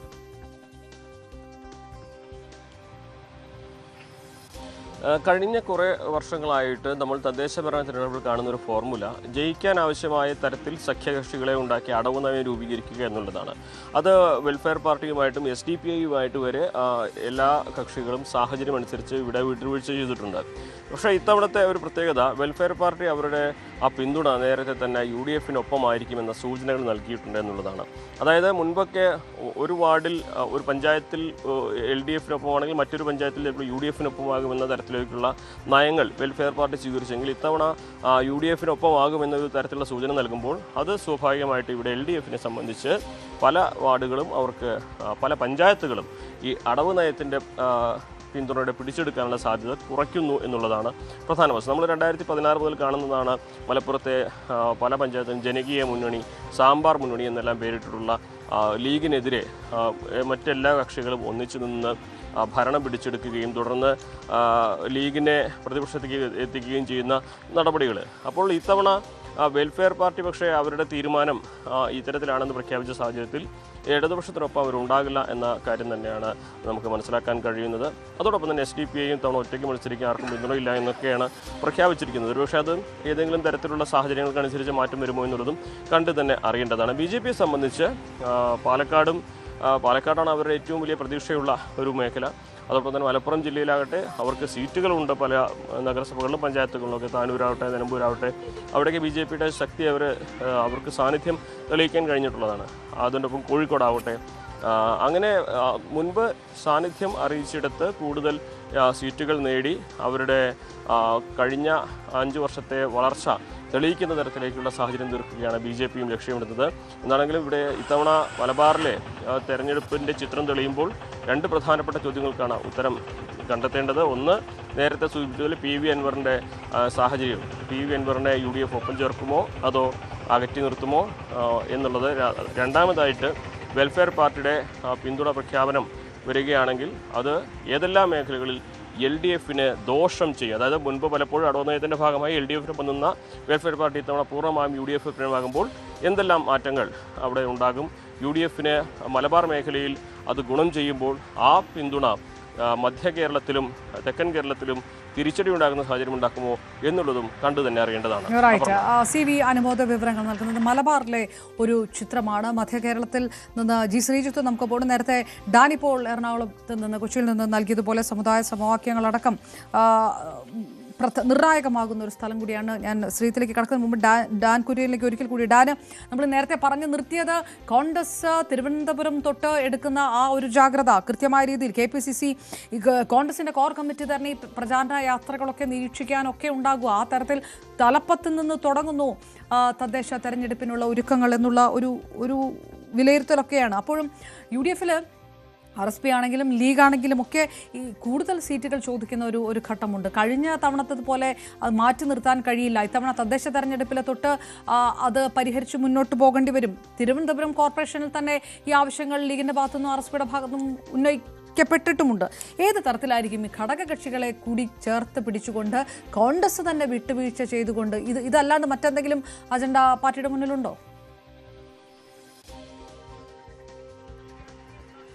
അതായത് 101 വാർഡുകളാണ് തിരുവനന്തപുരം നഗരസഭയിലുള്ളത്. അതിൽ ഏതാണ്ട് 45 വാർഡുകളിലെ സ്ഥാനാർത്ഥികളുടെ കാര്യത്തിൽ കഴിഞ്ഞ ദിവസം ഘടകകക്ഷികളുമായി അടക്കം നടത്തിയ ചർച്ചയിൽ, അതായത് ലീഗ് ഉൾപ്പെടെയുള്ള ഘടകകക്ഷികളുമായി നടത്തിയ ചർച്ചയിൽ ധാരണയായിരുന്നു. അങ്ങനെയാണ് 50 പേരുടെ പട്ടിക ആയിരിക്കാം ആദ്യഘട്ടത്തിൽ പുറത്തു വരികയെന്നാണ് വിവരം. അങ്ങനെയെങ്കിൽ ഈ പിടിവാശികൾക്കൊക്കെ അപ്പുറത്തേക്ക് ഏതു വിധേനയും ഒരു മികച്ച മത്സരം കാഴ്ചവെക്കുക, അതായത് ഭരണത്തിലേക്ക് എത്താൻ കഴിയും എന്ന തരത്തിലുള്ള ഒരു ആത്മവിശ്വാസത്തോടെ തന്നെയാണ് കോൺഗ്രസ് ഈ നഗരസഭാ തെരഞ്ഞെടുപ്പിന് തിരുവനന്തപുരം നഗരസഭയിൽ സജ്ജമായിക്കൊണ്ടിരിക്കുന്നത്. പക്ഷേ തികച്ചും യാഥാർത്ഥ്യബോധത്തോടെ ചിന്തിക്കുമ്പോൾ നിലവിൽ 10 സീറ്റ് മാത്രമുള്ള UDF അവിടെ നിന്ന് അത് ഇരട്ടിയായി അങ്ങ് ഉയർത്തിക്കൊണ്ട് 50-ന് മുകളിലേക്കൊക്കെ എത്തുക എന്ന് പറഞ്ഞാൽ അത് പെട്ടെന്ന് ഡൈജസ്റ്റ് ചെയ്യാൻ ബുദ്ധിമുട്ടുള്ള കാര്യമാണ്. പക്ഷേ ഏറ്റവും കുറഞ്ഞത് 30 സീറ്റിലെങ്കിലും വിജയിക്കാൻ കഴിഞ്ഞില്ല എങ്കിൽ അതിന്റെ തിരിച്ചടി ഉണ്ടാകുമെന്ന കൃത്യമായ ബോധ്യം കോൺഗ്രസ് നേതൃത്വത്തിനുണ്ട്. അതുകൊണ്ട് തന്നെയാണ് UDF ഒറ്റക്കെട്ടായി ഈ ഒരു വിഷയത്തിന്റെ ഗൗരവം കണക്കിലെടുത്തുകൊണ്ട് ഈ മുതിർന്ന നേതാക്കളെ തന്നെ ഇതിന്റെ ചുക്കാൻ പിടിച്ചുകൊണ്ട്, അതായത് മുരളീധരൻ ഉൾപ്പെടെ അവിടേക്ക് ഇറക്കുന്നത് കൃത്യമായ ലക്ഷ്യത്തോടെയാണ്. കാരണം കെ മുരളീധരൻ പല മണ്ഡലങ്ങളിലും പല വാർഡുകളിലും സ്വീകാര്യതയുള്ള സ്വാധീനമുള്ള ഒരു നേതാവാണ്. അങ്ങനെ ഒരാളെ തന്നെ ഈ തെരഞ്ഞെടുപ്പ് പ്രവർത്തനങ്ങളുടെ ഏകോപന ചുമതല ഏൽപ്പിക്കുന്നതിന്റെ ലക്ഷ്യവും മറ്റൊന്നുമല്ല. അങ്ങനെയെങ്കിൽ കൂടുതൽ യുവമുഖങ്ങൾ കൂടി സ്ഥാനാർത്ഥി പട്ടികയിലേക്ക് ഉൾപ്പെടുന്ന ഒരു സാഹചര്യം ഉണ്ടാകാനാണ് സാധ്യത. കാരണം അങ്ങനെ വിസമ്മതിച്ച് മാറി നിൽക്കുന്ന പലരും ഉണ്ട് എന്നാണ് നമുക്ക് അറിയാൻ കഴിയുന്നത്. അവരോട് മുതിർന്ന നേതാക്കൾ തന്നെ നേരിട്ട് സംസാരിക്കും, ഈ സാഹചര്യം അവരെ പറഞ്ഞ് ബോധ്യപ്പെടുത്തും. അതിനുശേഷം ഇതിന്റെ ഗൗരവം പറഞ്ഞ് മനസ്സിലാക്കിയതിനു ശേഷം അവരെ കൂടി ഉൾപ്പെടുത്തിക്കൊണ്ടൊരു പട്ടികയായിരിക്കും പുറത്തു വരികയെന്നാണ് വിവരം. അങ്ങനെയെങ്കിൽ മുൻപെങ്ങും കണ്ടിട്ടില്ലാത്ത തരത്തിൽ ഏത് വിധേനയും വിജയിച്ചേ കഴിയൂ എന്നൊരു ആത്മവിശ്വാസത്തോടെയാണ്, ഒരു അതിജീവനത്തിന് വേണ്ടിയിട്ടുള്ള പോരാട്ടമാണ് UDFന്റെ ഭാഗത്ത് ഈ തദ്ദേശ തെരഞ്ഞെടുപ്പിൽ ഉണ്ടാകാൻ പോകുന്നത്. കാരണം മറ്റൊന്നുമല്ല, നിയമസഭാ തെരഞ്ഞെടുപ്പിന്റെ മാസങ്ങൾ മാത്രമാണ് ബാക്കിയാകുന്നത്. സർക്കാർ കഴിഞ്ഞ ദിവസം പ്രഖ്യാപിച്ച ഈ ജനക്ഷേമ ഇടപെടലുകളടക്കം, അതായത് ഈ ക്ഷേമ പെൻഷൻ വർദ്ധിപ്പിച്ചതടക്കമുള്ള കാര്യങ്ങൾ വോട്ടർമാരെ സ്വാധീനിക്കും. കാരണം നവംബർ 20-ാം തീയതി 3600 രൂപ 63 ലക്ഷം കുടുംബങ്ങളിലേക്ക് എത്താൻ പോവുകയാണ്. അപ്പോൾ അവിടെ അതിനെയൊക്കെ പ്രതിരോധിക്കുക എന്ന് പറഞ്ഞാൽ അതിന് ചെറിയ പണിയൊന്നുമല്ല, വലിയ തരത്തിൽ വിയർപ്പൊഴുക്കേണ്ടി വരും. അതുകൊണ്ട് തന്നെയാണ് വളരെ മുൻപ് തന്നെ കാലേക്കൂട്ടി ഈ സ്ഥാനാർത്ഥി നിർണ്ണയം അടക്കം നടത്തിക്കൊണ്ട് തെരഞ്ഞെടുപ്പ് പ്രചാരണം സജീവമാക്കാനുള്ള ഒരു തീരുമാനത്തിലേക്ക് കോൺഗ്രസ് ക്യാമ്പ് കടക്കുന്നത്. അവിടെ കൃത്യമായി സർക്കാരിന്റെ പൊള്ളത്തരം തുറന്നു കാട്ടുകയാണ് ലക്ഷ്യമെന്നാണ് നേതാക്കളൊക്കെ പറഞ്ഞുകൊണ്ടിരിക്കുന്നത്. പക്ഷെ അത് ജനങ്ങൾ എത്ര കണ്ട് അതിനെ ആക്സെപ്റ്റ് ചെയ്യും എന്ന കാര്യമാണ് ഒരു വലിയ വെല്ലുവിളിയായി ബാക്കിയാകുന്നത്. ഡാൻ കുര്യൻ കൂടിയ വിവരങ്ങൾ നൽകിയത്. BJP ഏത് തരത്തിലാണ് തിരുവനന്തപുരത്ത് അടക്കം, വളരെ പ്രതീക്ഷയുള്ള തിരുവനന്തപുരത്ത് അടക്കം BJP എങ്ങനെയാണ് അജണ്ട തീരുമാനിക്കുന്നത്? RSS തന്നെ നേരിട്ട് സ്ഥാനാർത്ഥി നിർണയത്തിൽ ഇടപെടുന്നു എന്നുള്ള വാർത്തകളൊക്കെ വരുന്ന സമയം കൂടിയാണ്. ഒരിക്കൽ കൂടി ഡാനിലേക്ക് പോകാം ഇന്ന് പ്രതീക്ഷിക്കുന്നതിന് മുൻപ് G. ശ്രീജിത്ത് നമുക്കൊപ്പം ചേരുന്നു കോട്ടയത്ത് നിന്ന്. ശ്രീജിത്ത്, വളരെ പ്രധാനപ്പെട്ട കാര്യം നേരത്തെ ഡാനി പറഞ്ഞതുപോലെ തന്നെ സമുദായ സമവാക്യങ്ങൾ, സഭയുടെ ശക്തി ഏത് തരത്തിലാണ് പുറത്തേക്ക് വരിക എന്നതടക്കമുള്ള കാര്യങ്ങൾ UDF-നും ശക്തിയുള്ള സ്ഥലങ്ങളൊക്കെ ഉള്ളയിടത്ത് കേരള കോൺഗ്രസ് എം ഇത്തവണ കൂടുതൽ വാർഡ് നിർണയത്തിനു ശേഷം കൂടുതൽ അതിനാനുപാതികമായ പ്രാതിനിധ്യം വേണമെന്നുള്ള കേരള കോൺഗ്രസ് എമ്മിന്റെ ഒരു തീരുമാനം, കൂടുതൽ സീറ്റുകൾ ലക്ഷ്യമിട്ടുള്ള ഒരു തീരുമാനം ഇതായിരിക്കുമോ കോട്ടയത്തെയൊക്കെ സംബന്ധിച്ചിടത്തോളം കൂടുതൽ പ്രധാനപ്പെട്ടതായി ആകാൻ പോകുന്നത്? LDF-ന് അതിലെടുക്കാൻ കഴിയുന്ന തീരുമാനം ഏത് തരത്തിലായിരിക്കും? അത്തരം വിഷയങ്ങൾ പരിപൂർണമായിട്ട് പരിഹരിക്കപ്പെട്ട് ചർച്ച ചെയ്തതിന് ശേഷം കൂടിയാണ് ഈ തെരഞ്ഞെടുപ്പ് കച്ചമുറുക്കുന്നത് CPM എന്നുകൂടി വിലയിരുത്തണോ ഇപ്പോൾ?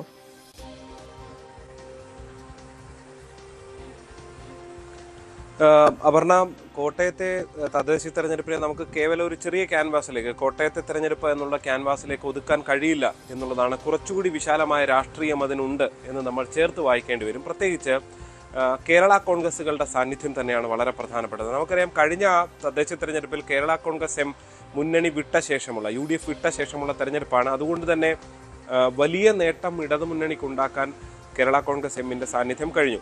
ഏതാണ്ട് 50-നടുത്ത് പഞ്ചായത്തുകൾ, 71 പഞ്ചായത്തിൽ അത്രയധികം ഭൂരിപക്ഷം പഞ്ചായത്ത് പിടിക്കാൻ കഴിഞ്ഞു.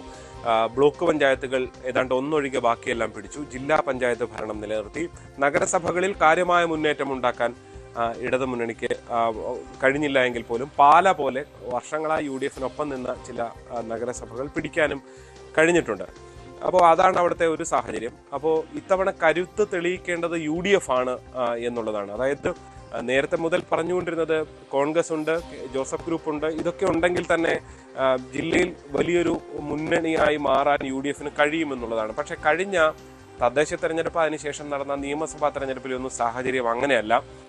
UDF വലിയ നേട്ടമുണ്ടായിരുന്ന ജില്ലയാണ് കോട്ടയം. സഭകളുടെയൊക്കെ സാന്നിധ്യം, NSSന്റെ സാന്നിധ്യമൊക്കെ പറയുമ്പോൾ പോലും അവിടെ UDF പിന്നോട്ട് പോകുന്ന കാഴ്ചയാണ് കണ്ടത്. അതുകൊണ്ട് തന്നെ ഈ തെരഞ്ഞെടുപ്പിൽ മുന്നോട്ട് വരിക എന്നുള്ളത് UDFനെ സംബന്ധിച്ച് സംസ്ഥാന ഭരണത്തിലടക്കം വളരെ നിർണായകമാകുന്നതാണ്. ഒന്നാമത്തെ അതിലെ പ്രാധാന്യം. രണ്ട്, കഴിഞ്ഞ കുറേ കാലമായി കേരള കോൺഗ്രസ് എമ്മിനെ തിരികെ എത്തിക്കാനുള്ള വലിയ ശ്രമങ്ങൾ UDFന്റെ ഭാഗത്തു നിന്നുണ്ടായിരുന്നു. ഏറ്റവും ഒടുവിൽ പോലും അടൂർ പ്രകാശ് അത് വീണ്ടും വീണ്ടും പറഞ്ഞുകൊണ്ടിരിക്കുന്നു. അതായത് ഞങ്ങളില്ല എന്ന് കേരള കോൺഗ്രസ് എം പറയുമ്പോഴും അടൂർ പ്രകാശ് വീണ്ടും ആവർത്തിച്ച് പറയുന്ന സാഹചര്യം അവിടെ ഉണ്ടായിട്ടുണ്ട്. അതായത് വീണ്ടും സംസ്ഥാന ഭരണത്തിലേക്ക് എത്തിക്കണമെങ്കിൽ കേരള കോൺഗ്രസ് എം കൂടെ ഉണ്ടാകണം എന്ന് UDF വിലയിരുത്തുന്ന സാഹചര്യം തന്നെയാണുള്ളത്. അവിടെ ഈ തദ്ദേശ തെരഞ്ഞെടുപ്പ് ഫലം വളരെ നിർണായകമാണ്. ജില്ലയിൽ മാത്രമല്ല, ഈ മധ്യ കേരളത്തിലെ ഇടുക്കി, പത്തനംതിട്ട പോലുള്ള സ്ഥലങ്ങളിലൊക്കെ തദ്ദേശ തെരഞ്ഞെടുപ്പിലെ പ്രകടനത്തിലൂടെ UDFന് വളരെ മുന്നോട്ട് പോകാൻ കഴിഞ്ഞാൽ ഒരുപക്ഷെ പിന്നീട് കേരള കോൺഗ്രസ് എം പൂർണ്ണമായി വന്നില്ലെങ്കിൽ പോലും അതിലെ പ്രധാനപ്പെട്ട ചില നേതാക്കളെങ്കിലും അടർത്തിയെടുക്കാനുള്ള രാഷ്ട്രീയ നീക്കം തന്നെയാണ് ഇവിടെ നടക്കാൻ പോകുന്നത് എന്നുള്ളതാണ്. അതുകൊണ്ട് തന്നെയാണ് ഞാൻ ചൂണ്ടിക്കാണിച്ചത്, തദ്ദേശ തെരഞ്ഞെടുപ്പ് എന്നുള്ളത് കോട്ടയത്തെ സംബന്ധിച്ച് അത് കേവലം ഒരു ജില്ലയിലെ തദ്ദേശ സ്ഥാപനങ്ങളിൽ നടക്കുന്ന ഒരു ഫൈറ്റ് എന്നുള്ളതിനപ്പുറത്തേക്കാണ് കാര്യങ്ങൾ. ശ്രീജിത്ത് ആ പറഞ്ഞത് തന്നെ, അതായത് കോട്ടയം എന്ന് മാത്രം ചുരുക്കാൻ കഴിയില്ല. നേരത്തെ ഈ പറഞ്ഞ പോലെ തന്നെ അത് സമുദായ സമവാക്യങ്ങളാണെങ്കിലും കേരള കോൺഗ്രസുകളുടെ ഒരു സാന്നിധ്യമായ പോലും ഇപ്പോൾ നമ്മൾ UDFന്റെ ഒരു പ്രതീക്ഷയെക്കുറിച്ചാണ് പറഞ്ഞത്. അത് ആ തരത്തിൽ തന്നെ ആ ക്ഷീണം, കഴിഞ്ഞ തെരഞ്ഞെടുപ്പുകളിൽ ഉണ്ടായ ക്ഷീണം മറികടന്നേ കഴിയുകയുള്ളൂ എന്ന് UDF തീരുമാനിക്കുമ്പോൾ സ്വാഭാവികമായിട്ടും കോട്ടയം, ഇടുക്കി, പത്തനംതിട്ട അടക്കമുള്ള ആ സ്ഥലങ്ങളെല്ലാം ഫോക്കസിലുണ്ടാകും. BJPയെ സംബന്ധിച്ചിടത്തോളം അങ്ങനെ തന്നെ. രാജീവ് ചന്ദ്രശേഖർ സംസ്ഥാന അധ്യക്ഷനായതിനു ശേഷം സഭകളുമായിട്ട്, സാമുദായിക നേതൃത്വങ്ങളുമായിട്ട്, അതിപ്പോൾ NSS ആണെങ്കിലും SNDP ഒക്കെ ആയിട്ടാണെങ്കിലും ഉണ്ടാക്കിയ ആ ഒരു റാപ്പോ അനുസരിച്ച് പ്രതീക്ഷിക്കുന്നുണ്ട് BJPയെ സംബന്ധിച്ചിടത്തോളം. ശബരിമല വിഷയത്തിൽ ഏറ്റവും അവസാനം ഇറക്കിക്കൊണ്ടുവന്ന പ്രതിഷേധ പ്രകടനങ്ങൾ പോലും തദ്ദേശ തെരഞ്ഞെടുപ്പിൽ ഗുണം ചെയ്യും എന്ന് കരുതുന്നുണ്ട്. RSS നേരിട്ട് സ്ഥാനാർത്ഥി നിർണയത്തിലേക്കൊക്കെ കടക്കുന്നു എന്നുള്ള പല റിപ്പോർട്ടുകളൊക്കെ വരുന്ന ഒരു സാഹചര്യമൊക്കെയുണ്ട്. അതും കോട്ടയം അടക്കമുള്ള മധ്യകേരളവുമായി ചുറ്റിപ്പറ്റി തന്നെയാണ് ആ ചർച്ചകളും ആ ഫോക്കസും ഉണ്ടാകുന്നത്. ഏത് തരത്തിലാണ് BJPയുടെ NDAയുടെ ഒക്കെ പ്രതീക്ഷ?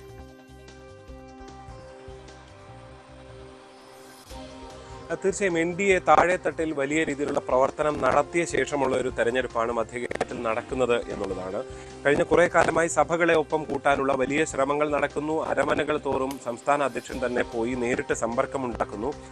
PC ജോർജ്, ഷോൺ ജോർജ് പോലെയുള്ള ക്രൈസ്തവ മുഖമുള്ള നേതാക്കളെ ഒപ്പം കൂട്ടി കഴിഞ്ഞ കുറേ കാലമായി പ്രവർത്തിക്കുന്നു. അവർക്ക് ഉന്നത പദവികൾ നൽകുന്ന സാഹചര്യം ഉണ്ടാകുന്നു.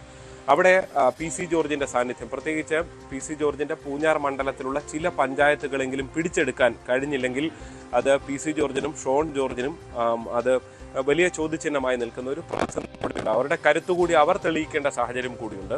അതിനപ്പുറത്തേക്ക് കഴിഞ്ഞ തവണയാണ് ആദ്യമായി ജില്ലയിൽ പഞ്ചായത്തുകളിൽ ആദ്യമായി ഭരണം നേടാൻ കഴിഞ്ഞത്. പള്ളിക്കത്തോടും മുത്തോലി പഞ്ചായത്തും. അത് മുത്തോലിയിൽ ഒരു വലിയ ഭൂരിപക്ഷത്തിന്റെ പേരിലല്ല, പക്ഷേ ഇടത് വലത് മുന്നണികൾ അതിജീവിച്ചുകൊണ്ട് ഒരു സീറ്റിന്റെയൊക്കെ മുന്നിൽ നിർത്തിക്കൊണ്ട് കൂടുതൽ നേടിക്കൊണ്ടാണ് മുത്തോലിയിൽ ഭരണം നിലനിർത്തിയത്. അതിനപ്പുറത്തേക്ക് പഞ്ചായത്തുകൾ നേടുക എന്നുള്ളത് BJPയുടെ പരമ്പരാഗത, ഇപ്പോൾ ചിറക്കടവ് പഞ്ചായത്ത്, പുൻകുന്നം ഉൾപ്പെടുന്ന നഗരം ഉൾപ്പെടുന്ന ചിറക്കടവ് പഞ്ചായത്ത് പോലെയുള്ള ചില പഞ്ചായത്തുകൾ കൂടി പിടിച്ചടക്കുക.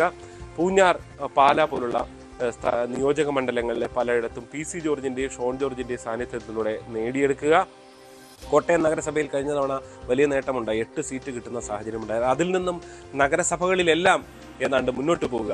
ഇതിനു വേണ്ടിയുള്ള തന്ത്രങ്ങളാണ് BJPയും താഴെത്തട്ടിൽ പുതിയ വോട്ടർമാരെ അടക്കം ചേർത്തുകൊണ്ട് വലിയ രീതിയിലുള്ള പ്രവർത്തനം നടത്തി. ഈ തെരഞ്ഞെടുപ്പിന്റെ മുന്നൊരുക്കങ്ങളിൽ സംസ്ഥാനത്തെ ഏറ്റവും കൂടുതൽ വേഗത്തിൽ കാര്യങ്ങൾ ചെയ്തത് കോട്ടയം വെസ്റ്റ് ജില്ലയാണ് എന്ന നിലയിൽ BJPയുടെ സംസ്ഥാന നേതൃത്വം അഭിനന്ദനം കൊടുക്കുന്ന സാഹചര്യമൊക്കെ ഉണ്ടായിരുന്നു. അപ്പോൾ ആ നിലയിലുള്ള പ്രവർത്തനമാണ് കോട്ടയം പോലൊരു ജില്ലയിൽ പോലും നടത്തുന്നത്. തൊട്ടിപ്പുറത്ത് പത്തനംതിട്ട നോക്കിയാലും ശബരിമല പ്രശ്നം ഇപ്പോഴും നിൽക്കുന്ന സാഹചര്യം. പന്തളം നഗരസഭ BJPക്ക് പാലക്കാടിന് പിന്നാലെ കിട്ടിയൊരു നഗരസഭയാണ്. അവിടെ ഭരണം നിലനിർത്തുക എന്നുള്ളത് വളരെ പ്രധാനമാണ്. കഴിഞ്ഞ 5 കൊല്ലത്തിനിടയ്ക്ക് ഒരുപാട് പ്രതിസന്ധികൾ ഉണ്ടായിരുന്നു. പക്ഷേ കഴിഞ്ഞ ഒരു 1.5 കൊല്ലമായി പുതിയൊരു ചെയർമാനെയൊക്കെ വെച്ചുകൊണ്ട് ആ പ്രതിസന്ധികൾ പരിഹരിക്കാൻ കഴിഞ്ഞു. ചില നേതാക്കളെ UDFൽ നിന്നും അടർത്തിയെടുത്തിട്ടുണ്ട്. പ്രത്യേകിച്ച് ജോസഫ് ഗ്രൂപ്പിലുണ്ടായിരുന്ന KR രവിയെ പോലുള്ള നേതാക്കളെയൊക്കെ പന്തളത്ത് കൊണ്ടുവരുന്നു.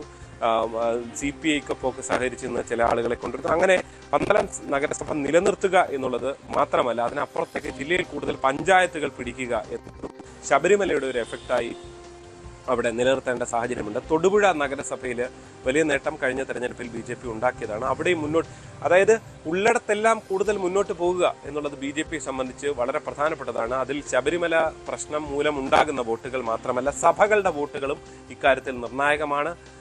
ഓർത്തഡോക്സ് പക്ഷത്ത് നിന്ന് ഒരാളെയാണ് പന്തളം നഗരസഭയിൽ അവസാനം ഒരു വർഷം നഗരസഭാ അധ്യക്ഷനാക്കുകയൊക്കെ ചെയ്ത്. അങ്ങനെ സാമുദായിക സമവാക്യങ്ങളെല്ലാം നോക്കിക്കൊണ്ടുള്ള തന്ത്രമാണ് BJP പോലും നടത്തിയിട്ടുള്ളത് എന്നുള്ളതാണ്. അതിന്റെ ഫലമാണ് ഇനി ഉണ്ടാകേണ്ടത്. റൈറ്റ്. ജി ശ്രീജിത്ത് വിവരങ്ങൾ നൽകിയത്. മനോജ് പുന്നലൂരോട് നമുക്കൊപ്പം ചേരുന്നു. മനോജ്, കൊല്ലവുമായി ബന്ധപ്പെട്ട് നോക്കുമ്പോൾ ഈ CPI-CPM തർക്കം അത് ഇനി തദ്ദേശ തെരഞ്ഞെടുപ്പിലെ ഒരു കാരണവശാലും ബാധിക്കാതെ നോക്കണം എന്നുള്ളൊരു തീരുമാനത്തിലേക്ക് CPM-ഉം അതോടൊപ്പം പ്രധാനപ്പെട്ട നേതാക്കന്മാരും എത്തുമ്പോഴും ഇതുണ്ടാക്കിയ അസ്വാരസ്യങ്ങൾക്ക് താഴെ തട്ടിൽ പ്രതിഫലിക്കുന്നുണ്ടോ എന്നൊരു ചോദ്യം ബാക്കി നിൽക്കുന്നുണ്ട്. പ്രത്യേകിച്ച് CPI-ക്ക് നല്ല സ്വാധീനമുള്ള സ്ഥലങ്ങളിലൊക്കെ യുവ സംഘടനകൾ പ്രതിഷേധവുമായി നിരത്തുകളിറങ്ങിയ സ്ഥലത്തൊക്കെ ഏതാണ് വളരെ പെട്ടെന്ന് ഒരു തെരഞ്ഞെടുപ്പിലേക്ക് കടക്കുമ്പോൾ ഇങ്ങനെ ബാധിക്കുമെന്നുള്ളൊരു വിഷയം. BJP-യിലാണെങ്കിൽ ഈ സ്ഥാനാർത്ഥി തർക്കവുമായി ബന്ധപ്പെട്ട് RSS നേരിട്ടിടേണ്ട സ്ഥലങ്ങളും കൊല്ലമൊക്കെ തന്നെയാണ്. അപ്പോൾ സ്വാഭാവികമായിട്ട് UDF-ന് കൂടുതൽ മുൻതൂക്കം എന്ന രീതിയിലുള്ളൊരു പ്രചാരണം നടക്കുന്നുണ്ടോ? എങ്ങനെയാണ് കൊല്ലവുമായി ബന്ധപ്പെട്ട് 3 മുന്നണികളും പ്രചാരണ പരിപാടികളൊക്കെ പ്ലാൻ ചെയ്തിരിക്കുന്നത്? ഏത് തരത്തിലാണ്? അപർണ, ഒരു ഘട്ടത്തിൽ ഇടതു സംഘടനകൾ തമ്മിലുള്ള ഒരു ചേരിപ്പോര് ഒരു പരിധിവരെ വലിയ സ്വാധീനം ചെലുത്തിയിരുന്നെങ്കിലും ജില്ലാ തലത്തിലുള്ള ഒരു ഇടപെടൽ അത് ഒരു പരിധിവരെ പരിഹരിക്കാൻ കഴിഞ്ഞിട്ടുണ്ട് എന്ന് വേണം നമുക്ക് മനസ്സിലാക്കാൻ. അതിന്റെ ഉദാഹരണമാണ് ഇപ്പോൾ ഓരോ പഞ്ചായത്തുകൾ കേന്ദ്രീകരിച്ചും 2 കമ്മിറ്റികൾ തിരിച്ച് പ്രചരണ ജാഥകൾ ഇടതുമുന്നണിയുടെ ആരംഭിച്ചിട്ടുണ്ട്. ഒരു ജാഥയ്ക്ക് CPM-ന്റെ ഭാഗത്തു നിന്നുള്ള ഒരു നേതാവാണെങ്കിൽ മറ്റൊരു ജാഥയ്ക്ക് CPI-യുടെ ഭാഗത്തുനിന്നുള്ള ഒരു നേതാവ് എന്ന നിലയിൽ ജാഥകൾ ക്രമീകരിച്ചു. പഞ്ചായത്ത് തലത്തിൽ ജാഥകൾ സജീവമായി തുടങ്ങിക്കഴിഞ്ഞു. മലയോര മേഖലകൾ കേന്ദ്രീകരിച്ചാണ് പ്രധാനമായും ജാഥകൾ പോകുന്നത്. ആര്യങ്കാവ്, തെന്മല, പിറവന്തൂർ, വിളക്കുടി പഞ്ചായത്തുകൾ കേന്ദ്രീകരിച്ച് പുനലൂർ നഗരസഭ കേന്ദ്രീകരിച്ച് ജാഥകൾ കഴിഞ്ഞ ദിവസം മുതൽ ആരംഭിച്ചിട്ടുണ്ട്. എന്നാൽ UDF-ന്റെ ഭാഗത്തുനിന്നും അത്തരത്തിലൊരു നീക്കം ആരംഭിച്ചിട്ടില്ല. BJP-യുടെ ഭാഗത്തുനിന്നും അത്തരത്തിൽ ഒരു നീക്കം ആരംഭിച്ചില്ല. എന്തായാലും പത്തനാപുരം നിയോജക മണ്ഡലത്തിലെ എല്ലാ പഞ്ചായത്തുകളും ഇടതുപക്ഷത്തിന്റെ മുന്നണിയിലാണ് ഇപ്പോൾ നിലവിൽ ഭരിച്ചുകൊണ്ടിരുന്നത്.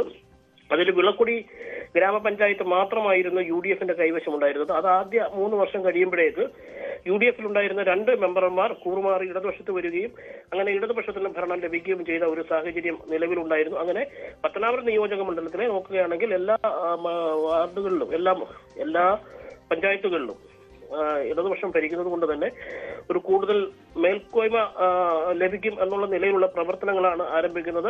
എന്നാൽ CPI-യുടെ ജില്ലാ സെക്രട്ടറി PS സുബാലിനെതിരെ കോളേജ് തെരഞ്ഞെടുപ്പുമായി ബന്ധപ്പെട്ട് SFI-യുടെ ഒരു വിഭാഗം ചെറുപ്പക്കാർ പുനലൂർ പട്ടണത്തിൽ പരസ്യമായി പ്രചരണം നടത്തുകയും അതിനെതിരായി AYF-ഉം AS-ഉം പ്രകടനം നടത്തുകയും ചെയ്തതൊക്കെ ഏറെ ചർച്ചാ വിഷയമാവുകയും മുന്നണിയിൽ ഒരു വലിയ വിള്ളലുണ്ടാക്കുന്ന നിലയിലേക്ക് കാര്യങ്ങൾ പോവുകയും ചെയ്തിരുന്നു.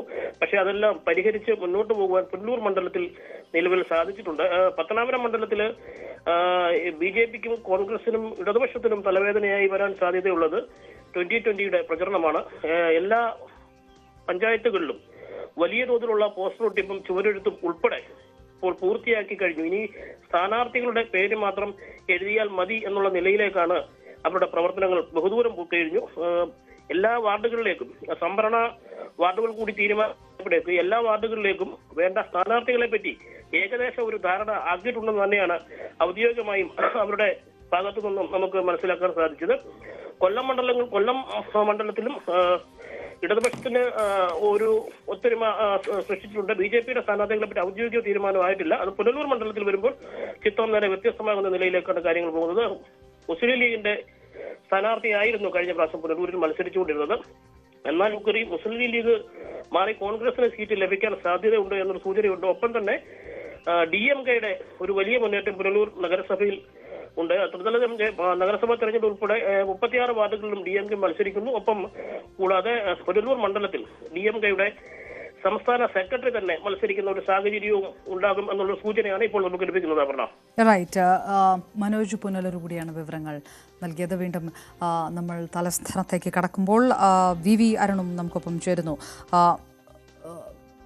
പ്രധാനമായിട്ടും അരുൺ, BJP-യുടെ പ്രതീക്ഷകൾ ഏത് തരത്തിലാണെന്ന് ചോദിക്കുമ്പോൾ അത് ഇത്തവണ ഒരു 15,000 വാർഡുകളിൽ ജയിച്ചു കയറണം എന്നുള്ളൊരു വലിയ ഒരു ലക്ഷ്യം വെച്ചിരിക്കുന്നു. തദ്ദേശ തെരഞ്ഞെടുപ്പിൽ കഴിഞ്ഞ കുറേ കാലമായിട്ട് വളരെ സ്ലോ ആൻഡ് സ്റ്റഡി എന്ന തരത്തിൽ പടിപടിയായിട്ട് ഉയർത്തിക്കൊണ്ടുവരാൻ കഴിഞ്ഞിട്ടുള്ള ഒരു പാർട്ടി NDA എന്ന മുന്നണി സ്വാഭാവികമായിട്ടും ഇത്തവണ കൂടുതൽ പ്രതീക്ഷിക്കുന്നത് ഇതൊരു സെമി ഫൈനലാണ്. സംസ്ഥാന തെരഞ്ഞെടുപ്പിന് മുൻപ് കൃത്യമായി ശക്തി തെളിയിക്കുക.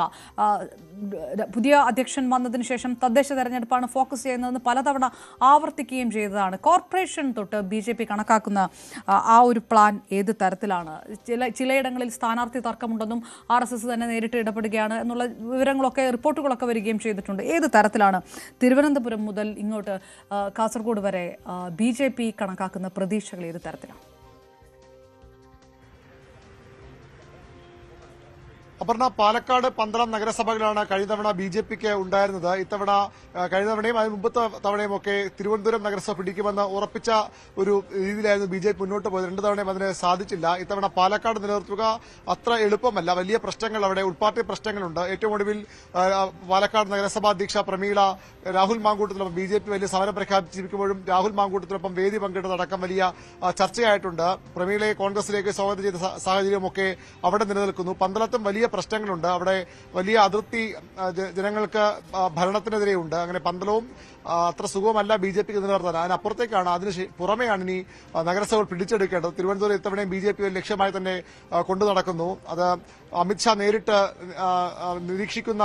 പ്രവർത്തനം നിരീക്ഷിക്കുന്ന ഒരു നഗരസഭ കൂടിയാണ് തലസ്ഥാനം. രാജീവ് ചന്ദ്രശേഖർ തന്നെയാണ് അതിനെല്ലാ പ്രവർത്തനങ്ങളും ഏകോപിപ്പിക്കുന്നത്. നിയമമണ്ഡലത്തിലേക്ക് അദ്ദേഹത്തിന്റെ ഒരു യാത്രയൊക്കെ അടുത്ത് നടന്നിരുന്നു. ഏതായാലും തിരുവനന്തപുരം പിടിച്ചെടുക്കണം, പന്തളം നിലനിർത്തണം, അതുപോലെ തന്നെ പാലക്കാടും നിലനിർത്തണം. അതിനുശേഷം BJP ഏറ്റവും പ്രതീക്ഷയോടെ കാണുന്നത് തൃശൂരാണ്. തൃശൂരിൽ ലോക്സഭയിലേക്ക് സുരേഷ് ഗോപിയുടെ അക്കൗണ്ട് തന്നത് അവിടെ മാത്രം ഒതുക്കാനല്ല, തൃശൂർ നിയമസഭാ മണ്ഡലങ്ങൾ അതിനു മുൻപ് തന്നെ തൃശൂർ കോർപ്പറേഷൻ പിടിച്ചെടുക്കുക, അതും BJPയുടെ വലിയ ലക്ഷ്യങ്ങളിലൊന്നാണ്. അവിടെയും അവർ വലിയ പ്രതീക്ഷയോടെ കാണുന്ന നഗരസഭയാണ് തൃശൂരും. തൃശൂരിലേക്കും വലിയ പ്രവർത്തനങ്ങൾ BJP ഘട്ടത്തിൽ നടത്തുന്നുണ്ട്. തിരുവനന്തപുരം തൃശൂർ നഗരസഭകൾ പിടിച്ചെടുക്കുക. തിരുവനന്തപുരം നഗരസഭ ജയിച്ചാൽ അതൊരു പക്ഷേ നിയമസഭയിലേക്ക് 2-3 സീറ്റ് ജയിക്കുന്ന തുല്യമായി BJP കണക്കൂട്ടാനാകും. വലിയ ഊർജ്ജം അവർക്ക് നൽകും. കാരണം വട്ടിയൂർക്കാവ്, തിരുവനന്തപുരം, കഴക്കൂട്ടം, നേമം മണ്ഡലങ്ങൾ ഉൾപ്പെടുന്നതാണ് തിരുവനന്തപുരം നഗരസഭ പരിധി. അവിടെ നഗരസഭ പിടിച്ചെടുക്കാൻ കഴിഞ്ഞാൽ വലിയ ഊർജ്ജം BJPക്ക് നൽകുമെന്ന് ഉറപ്പാണ്. അതുകൊണ്ട് തന്നെ തിരുവനന്തപുരം വലിയ പ്രാധാന്യത്തോടുകൂടി അവർ കാണുന്നു. അതുപോലെ തന്നെയാണ് തൃശൂരും അവർക്ക് ജയിക്കാൻ കഴിയുന്ന ഇപ്പോഴത്തെ മേയർ പോലും BJPയിലേക്ക് പോയേക്കുമെന്നതിലുള്ള സൂചനകൾ ഇതിനകം പുറത്തു വന്നു കഴിഞ്ഞു. CPI-യുമായി ചേർന്ന് പോകാനില്ലെന്ന് മേയർ വ്യക്തമാക്കുകയും ചെയ്തു. അതുകൊണ്ട് തന്നെ തിരുവനന്തപുരവും തൃശൂരും ഒക്കെ വലിയ പ്രതീക്ഷയോടുകൂടി BJP കാണുന്ന നഗരസഭകൾ തന്നെയാണ്. അവിടേക്ക് ജയിച്ചു കയറാമെന്ന പ്രതീക്ഷ തന്നെയാണ് BJP ഉള്ളത്. അതിനുള്ള പ്രവർത്തനങ്ങൾ ഇതിനകം അവർ തുടങ്ങിയിട്ടുമുണ്ട്. അരുൺ, 25% അതാണ് അമിത്ഷാ പറഞ്ഞ ആ ഒരു പ്രതീക്ഷയുടെ കണക്ക്. ഈ പ്രധാനപ്പെട്ട ഇപ്പോൾ എറണാകുളമാണെങ്കിലും ഒരുപക്ഷെ തിരുവനന്തപുരം ഒക്കെ ആണെങ്കിലും പൊതുസ്വീകാര്യമായിട്ടുള്ള സ്ഥാനാർത്ഥികൾ കൂടുതൽ വരാനുള്ള ഒരു സാധ്യത അത് തള്ളിക്കളയുന്നില്ല മറ്റു മുന്നണികൾ പോലും. അങ്ങനെ പുതുമുഖങ്ങൾക്ക് വലിയ തരത്തിൽ 10% സംവരണം സീറ്റ് കൊടുക്കുകയും തീരുമാനിക്കുകയൊക്കെ BJP ചെയ്തിട്ടുണ്ട്. അതിനപ്പുറത്തേക്ക് പൊതുസ്വീകാര്യരായിട്ടുള്ള സ്ഥാനാർത്ഥികൾ കൂടി വരിക. എറണാകുളത്തൊക്കെ BJP കാണുന്ന പ്രധാന ഒരു ഫോക്കസ് തന്നെ അതാണ്. അത് മറ്റു സ്ഥലങ്ങളിലും പ്രതീക്ഷിക്കണോ? അങ്ങനെ ഒരു പദ്ധതി കൂടി NDAക്കും BJPക്കും ഉണ്ടോ? തീർച്ചയായിട്ടും അത്തരം സാധ്യതകൾ കൂടി BJP കാണുമെന്ന് ഉറപ്പാണ്. BJPയുടെ സംഘടനാശേഷി, അവരുടെ അടിസ്ഥാന വോട്ടുകളൊക്കെ വർദ്ധിച്ചു എന്നതിൽ ഒരു സംശയവുമില്ല. വലിയ രീതിയിൽ അത് സംസ്ഥാന വ്യാപകമായി ഏതെങ്കിലും ജില്ലകളിലോ അല്ലെങ്കിൽ ഏതെങ്കിലും നിയമസഭാ മണ്ഡലങ്ങളിലോ മാത്രമല്ല, സംസ്ഥാന വ്യാപകമായി BJP അടിത്തറ ശക്തമാക്കിയിട്ടുണ്ട് എന്നത് വസ്തുതയാണ്. അതുകൊണ്ട് തന്നെ അതിനനുസരിച്ച് അവരുടെ വോട്ട് ഷെയറും വർദ്ധിക്കും. അത് 20% തദ്ദേശ സ്ഥാപനം എത്തിക്കുക എന്ന വലിയ ലക്ഷ്യമാണ് അമിത്ഷാ മുന്നോട്ട് വയ്ക്കുന്നത്. സ്വാഭാവികം അമിത്ഷാ വെറുതെ പറഞ്ഞതാകില്ല. അതിനനുസരിച്ച് പ്രവർത്തനങ്ങൾ താഴെത്തട്ട് മുതൽ നടത്തിയിട്ടാകും അമിത്ഷാ അത് പ്രഖ്യാപിച്ചിരിക്കുക. ഏതായാലും അതിനുള്ള ശ്രമങ്ങൾ BJP തുടങ്ങിയിട്ടുണ്ട്. എന്നാൽ അത്ര എളുപ്പമാണോ ചോദിച്ചാൽ അങ്ങനെയല്ല എന്നും പറയേണ്ടി വരും. കാരണം തദ്ദേശ തെരഞ്ഞെടുപ്പിൽ CPI-നെ ഇടതുമുന്നണിക്ക് വലിയ മേൽക്കൈ എക്കാലവും ഉണ്ടാകാറുണ്ട്. കോൺഗ്രസും ഇത്തവണ രണ്ടും കൽപ്പിച്ചുള്ള പ്രവർത്തനമാണ്. അവർക്കും ഇത്തവണ സ്ഥിതി മെച്ചപ്പെടുത്തിയേ മതിയാകൂ. BJPയിലെ ഉൾപാർട്ടി പ്രശ്നങ്ങൾ അത്ര ചെറുതുമല്ല. പ്രത്യേകിച്ച് തലസ്ഥാന നഗരസഭ പിടിക്കാൻ ഒരുങ്ങുമ്പോൾ നഗരസഭയ്ക്കെതിരെയുള്ള അഴിമതി ആരോപണങ്ങൾ, നഗരസഭയ്ക്കെതിരെയുള്ള വിവാദങ്ങളും അതുപോലെ തന്നെ മേയർക്കെതിരെയുള്ള ആരോപണങ്ങൾ, സംസ്ഥാന സർക്കാരിനെതിരെയുള്ള എതിർവികാരങ്ങളൊക്കെ വോട്ടായി മാറുമെന്ന പ്രതീക്ഷയാണ് BJPക്കുള്ളത്. പക്ഷേ അതിനപ്പുറത്തേക്ക് ഇന്നലെ BJPയുടെ സംസ്ഥാനത്തിന്റെ പ്രധാന നേതാക്കളിലൊരാളായ MS കുമാർ, തലസ്ഥാനത്തെ ആദ്യകാലം മുതൽ BJPയിൽ നിറഞ്ഞു നിൽക്കുന്ന നേതാവാണ്. MS കുമാറിന്റെ ഒരു ഫേസ്ബുക്ക് പോസ്റ്റൊക്കെ വലിയ ചർച്ചയായി മാറിയിട്ടുണ്ട്. ഈ നഗരസഭ ഭരണം പിടിക്കാനൊരുങ്ങുമ്പോൾ ചർച്ചയാകാൻ പോകുന്നത് സഹകരണ ബാങ്കിലെ അഴിമതികളാണ്. അവിടെ തിരുമല അനിൽ എന്ന BJPയുടെ ഏറ്റവും പ്രധാനപ്പെട്ട ഒരു നേതാവിന്റെ മുൻ കൌൺസിലറായിരിക്കുമ്പോൾ ആത്മഹത്യ, തിരുമല അനിലിന്റെ ആത്മഹത്യയാണ്. താനും അത്തരമൊരു ആത്മഹത്യാ മുനമ്പിലാണ്. പാർട്ടി നേതാക്കൾ, പാർട്ടിയുടെ പ്രവർത്തകർ, ഇപ്പോൾ നഗരസഭ പിടിക്കാൻ ഇറങ്ങുന്ന ആളുകളൊക്കെ വലിയ രീതിയിൽ വായ്പ എടുത്തിരുന്നു അനിലിന്റെ ബാങ്കിൽ നിന്ന്. ആരോപണം CPMന്റെ ആരോപണമാണ് ഇന്നലെ MS കുമാർ ഏറ്റുപിടിച്ചത്. താൻ പ്രസിഡന്റായ അനന്തപുരം ബാങ്കിൽ നിന്നും അതേ രീതിയിൽ പണം വായ്പകൾ എടുത്തിട്ടും BJP നേതാക്കൾ തന്നെയാണ്. അവിടെ വലിയ തുക എടുത്തത് 90% BJPയുടെ നേതാക്കളാണ്. നഗരസഭ പിടിക്കാൻ ഒരുങ്ങുന്നവരാണെന്നൊരു പരാമർശം MS കുമാർ നടത്തിയിട്ടുണ്ട്. ഈ സീറ്റുകൾക്ക് വേണ്ടി, ജയിക്കാവുന്ന വാർഡുകൾക്ക് വേണ്ടിയുള്ള തർക്കങ്ങൾ BJPയിലുണ്ട്. വലിയ പ്രശ്നങ്ങൾ, ഉൾപാർട്ടി പ്രശ്നങ്ങളും BJPക്കുണ്ട്. അപ്പോഴും വലിയ പ്രതീക്ഷയെ തന്നെയാണ് അവർ മുന്നോട്ട് പോകുന്നത്. അമിത്ഷാ പറഞ്ഞതുപോലെ 25% വോട്ട് വിഹിതം എന്നുള്ളത് വലിയ ലക്ഷ്യമാണ്. ആ 25% ഒരുപക്ഷെ BJPക്ക് തദ്ദേശ തെരഞ്ഞെടുപ്പ് നേടാനായാൽ, അതിൽ 20%എങ്കിലും നിയമസഭാ തെരഞ്ഞെടുപ്പ് ഉറപ്പിക്കാനായാൽ വലിയ അത്ഭുതങ്ങൾ സംസ്ഥാന രാഷ്ട്രീയത്തിന് സംഭവിക്കും. ആ ഒരു പ്രതീക്ഷയിലാണ് BJP മുന്നോട്ട് പോകുന്നത്. തദ്ദേശ തെരഞ്ഞെടുപ്പ് അതിനുള്ള തയ്യാറെടുപ്പ് കൂടിയാണ് വിവരങ്ങൾ നൽകിയത്. ഏതായാലും തദ്ദേശ തെരഞ്ഞെടുപ്പിന് കളം ഒരുങ്ങുമ്പോൾ വളരെ പ്രധാനപ്പെട്ട ഒരു കാര്യം തലസ്ഥാനത്ത് ഉള്ള തയ്യാറെടുപ്പുകളാണ് ഏറ്റവും പ്രധാനപ്പെട്ടത്. ഒരു പ്രസ്റ്റീജ് മത്സരം കൂടിയായി തലസ്ഥാനത്തെ തെരഞ്ഞെടുപ്പ് കാണുന്നുണ്ട് 3 മുന്നണികളും എന്നുള്ളത് വളരെ പ്രധാനപ്പെട്ട ഒരു കാര്യമാണ്. ഒരുപക്ഷെ കൂടുതൽ പ്രധാനപ്പെട്ട പേരുകളൊക്കെ ഉയർന്നുകൊണ്ടുള്ള പ്രചാരണ തന്ത്രങ്ങളിലേക്കാണ് കിടക്കുക. എല്ലാ മുന്നണികളിലുമുള്ള ഉൾപാർട്ടി വിഷയങ്ങളൊക്കെയുണ്ട്. ഇതൊക്കെ അഡ്രസ്സ് ചെയ്തുകൊണ്ടുള്ള ഒരു വിജയം മാത്രമാണ് ഞങ്ങൾ മുന്നിൽ നോക്കുന്നത്, മറ്റ് സമവാക്യങ്ങളില്ല എന്ന് പറഞ്ഞുകൊണ്ടുള്ള ഒരു പ്രചാരണ തന്ത്രങ്ങളിലേക്കും കിടക്കും. അത് ഏതായാലും സെമി ഫൈനൽ തന്നെയാണ് 2026 സംസ്ഥാന തെരഞ്ഞെടുപ്പിനുള്ളത്.